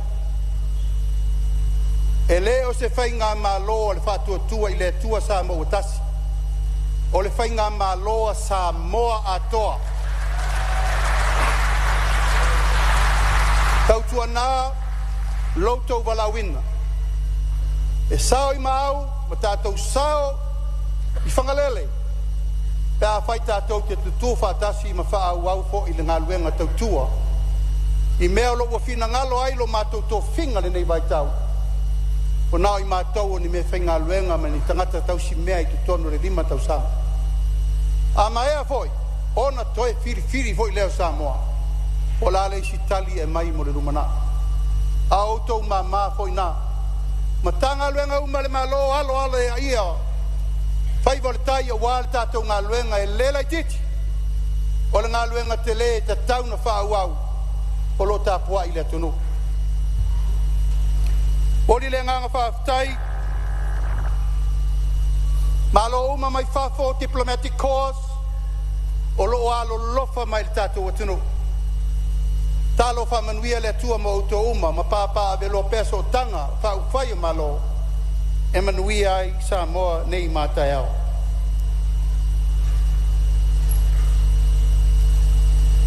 O te whawhetai I o wainga.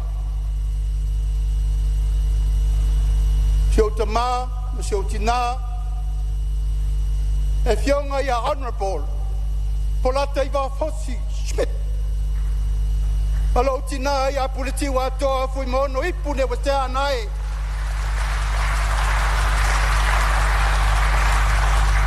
Tainane o matua, ia tuli au pupu fata lima, matala e tau lima. Ono o whawhaile le ino o lo tangata Faatauga. O leo o mafuai ono o tu lai le so, e ala I tō whinga le tulu. Le mawhai fo ina ngalo, nisi o ainga nā saina na ngasul tai ao le talafasol pito.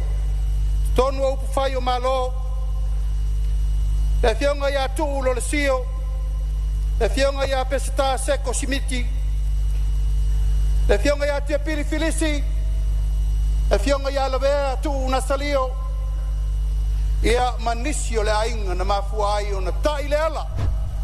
Matala le ngafo le ainga I to tonu o porkiki ma upwhai o Malo. Mangona le nganga whaafetai le tua. Ona o la o tau ngā luenga safa wao whapo. Whai u mai se tala. Sio to lua whapelpele. Maam.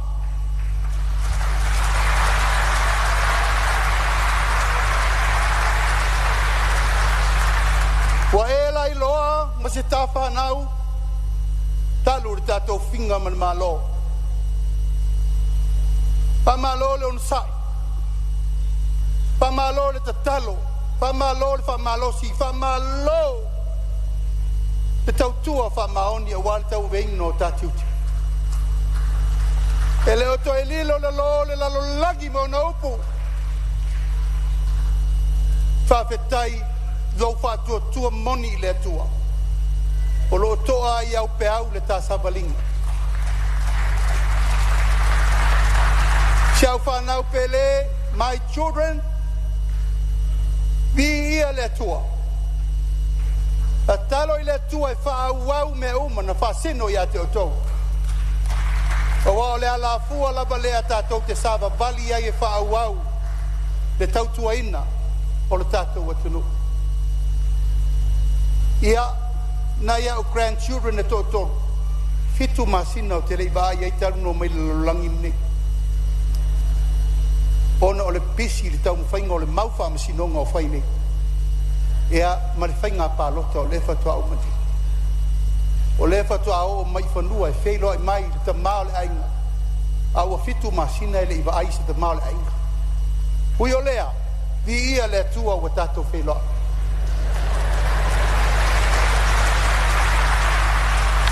Whamuli male ai se tala. Le tātou ainga o le whatua tua I le tua Samoa tasi. I autou mana tua le whaavai papa o le tātou ainga. Whai mamanu lauti o sāwalinga le lima so tasi I tu Malo. La le wheau o le tua na mai e ala lau whainga luenga. Tātou o mai e sa ili le ami o tono. Ia nau I le lofa. Ma tātou sāwa vali I lumbo le tua ma le loto ma walau. Tau tua nā ma autou. A tau o minista lango, o minista ma minista lango le atunu. Ta tala le whaita toa, loso whaitu la laso. Whai ele au nanga wa le atunu ngā soro atu. Tau tua nā le atunu. Le o tau sirisila e le whaingo fie, aisea, e le na o tātou na whinau. O le ua tātou woio o ongo le loloto. O whelafo inga ma saunoanga no whai le atunu. A la le talia Samoa le ua mai. E whatua tua ina loutou pa ia ma loutou mamaka. Tanga ia e la io ayo tai. Whamanuia, tātou ainga. E pa ia o Samoa malanga mai whafo. O la mātou whaftai whai ule nā. Alo whangia le tua se taimi. Tātou mau ese ia wholau ilangi mā. Ta tātou mawhtanga. Diplomatic corps, families and friends, ladies and gentlemen. Standing here with a heart filled with gratitude, I reflect our forefathers who fought for our nation's freedom and independence. It is because of their struggle and their hard work I have the privilege to stand before you today. Today is indeed a unique and history occasion as we celebrate a new chapter in our country's political journey. 63 years since we become an independent state of Samoa, and we celebrate today 18th Parliament. Samoa, you have expressed your authority through your vote, and you have given Faatautoga le tua Samoa Watasi the mandate to rule and lead our country into the next 5 years. For the last 9 months, we sailed through some of the troubles and uncertain times. There had been painful, challenging, testing time, but we as a country remain resilient and managed to sail through this significant and historical site today. I acknowledge with gratitude all our former Prime Minister, from our first Prime Minister, Honourable Fieme Naomi Mataafa Murinu Urelua, Honourable Tupua Tamasese Lelo Firfa, Honourable Tuiatua Tupua Tamasese Efi, Honourable Vai Kolone, Honourable Tofilau Eti Alsana, Honourable Tule Epa Sailele Mililengaoi, and Honourable Fieme Naomi Mataafa. Thank you for leading our country over these years. Despite the many challenges and encounters, you have weathered the storm and keep our sails on course. Our government will continue to build the foundation you began. To our new elected members of Parliament, I acknowledge with dedication and passion that you have for our people. Your voices intercalls to your health democracy, and I believe we can and we must find common grounds. Let us rise above and work together for the benefit and betterment of all Samoan. The government's most pressing needs is to prepare a budget to carry the country through the next 9 months until the main budget is presented in June 2026. To fulfill the promises that has made by the first manifesto, the government has planned to make adjustment to ministry and portfolios to ensure the smooth delivery of projects. Therefore, close collaboration between the government and CEO, ministry and the public service must be done, as well as they are the backbone of implementing and delivering all these commitments. It is my great respect that I acknowledge the President of our diplomatic corps and development partners. Your Excellencies, I extend my deepest gratitude for enduring relationship that has been instrumental in the development and the progress of our nations all these years. These partnerships are testament of our safe values and mutual commitment to a prosperous and stable Samoa. We do look forward to the future, and we are urged to further strengthening these vital bonds. We are confident that we will continue to close collaboration, and we can collectively advance in shared goals and helping guide Samoa towards the future for great benefit and improved living standard for our people. Not forgetting our family from American Samoa, Tutuila Mamanua, Honorable Lieutenant Governor and your good lady, President of the Senate and your good lady, Speaker of the House and your good lady, and your dedication. Thank you for making time, and your presence to our occasion today is much appreciated. Be it remember that families are forever. To the people of Samoa, both local and living overseas to all 4 corners of the world, thank you for your traveling all the way home to support our nation, Samoa, to strengthening our national ties, not in the government, because we are government of the people, by the people, for the people. In your resilience, your faith, and your commitment to your families and commitments, and also community, let us continue to rebuild our nation to the spirit of peace and harmony, and with renewal sense of purpose. I thank you to my legal team. Thank you, Maunga, Precious Chan, Miro Louis, Taulapapa Brenda, Matafeo, and all our supporting lawyers. Thank you also to my KC, traveling from New Zealand, Richard, Thank you, sir. Thank you to Casey, Kieran, and Aaron for your support in time of needs. I acknowledge my constituency ngangay Pambongono Militolo, church minister in various denominations, the chief and orators, women of all young ages. I thank you so much for your confidence and trust in me for over these years, and your guidance. You have placed me to where I am today. As a family, we must reflect the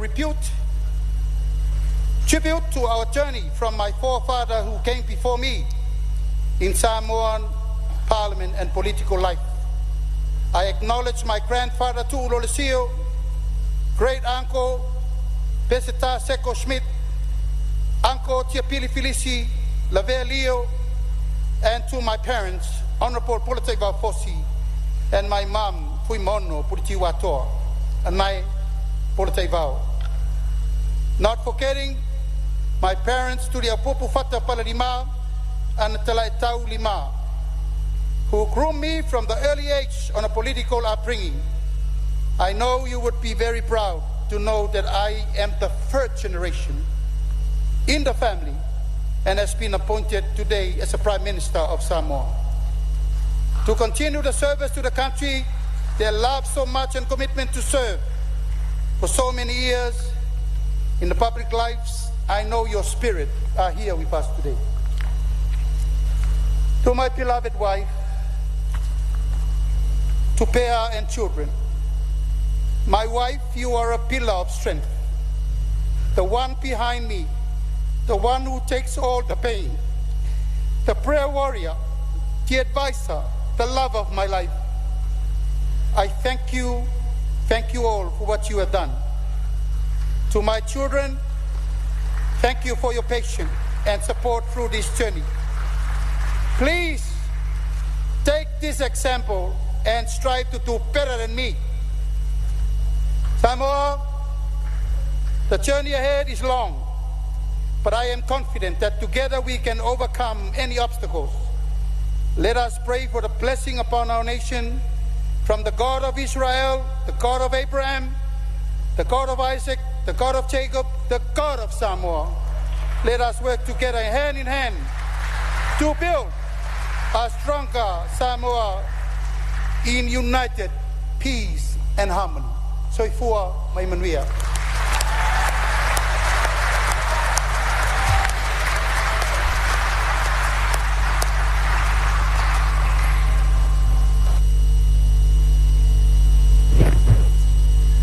Ua Malo tanoa sao noi la ufionga il taitai o Malo fonga fo ia pa ia o sao ninga ia ai mai se tupu mai o le tunu o tatu mafuta e fa pe foi pa ia le ofenga luenga stofia le tuo i taitai uma e fa fonga mai e Samoa ta po mai o tatu fanua e fa pe foi e tunu e mamau o atu matolo tu palpala a wale saunoanga le fionga e le li palmia o te sila tuai wa fai winai alo ia le nei sauninga alo ia fale malo e peo na o tato moli mawina fata sila tu no ue to e mai spatitele wa mai ale nei sauninga. Can I again thank the members of the Diplomatic Corps and all those who have joined us from here and from afar. Thank you very much for being with us and joining us in this very important occasion of our history. There's lunch being served outside as you make your way outside. Again, we thank you everyone for being here with us. Soifua mai manui. O te tapa malfa'aloalo le pai o le sauninga ina iau tātou tutulai a o fio atu lana fionga i le ama malo le malo na siofo.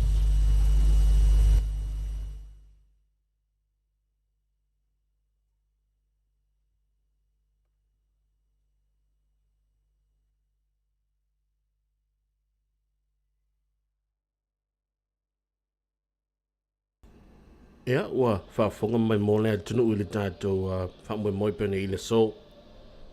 le whaatautoina le sauninga, le whaatautoai ia, ma te talaloa ia ai le pāle mene lono se fulu ma le valu, o le tātou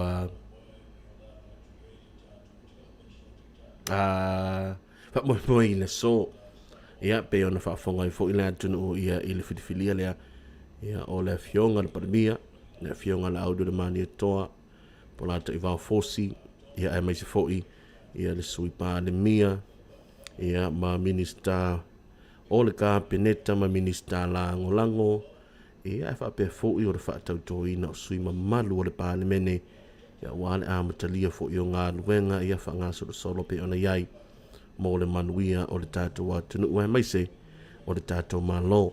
Whamanatu ia, manatua lau subscribe le tātou YouTube channel, o Lau Radio Polynesia,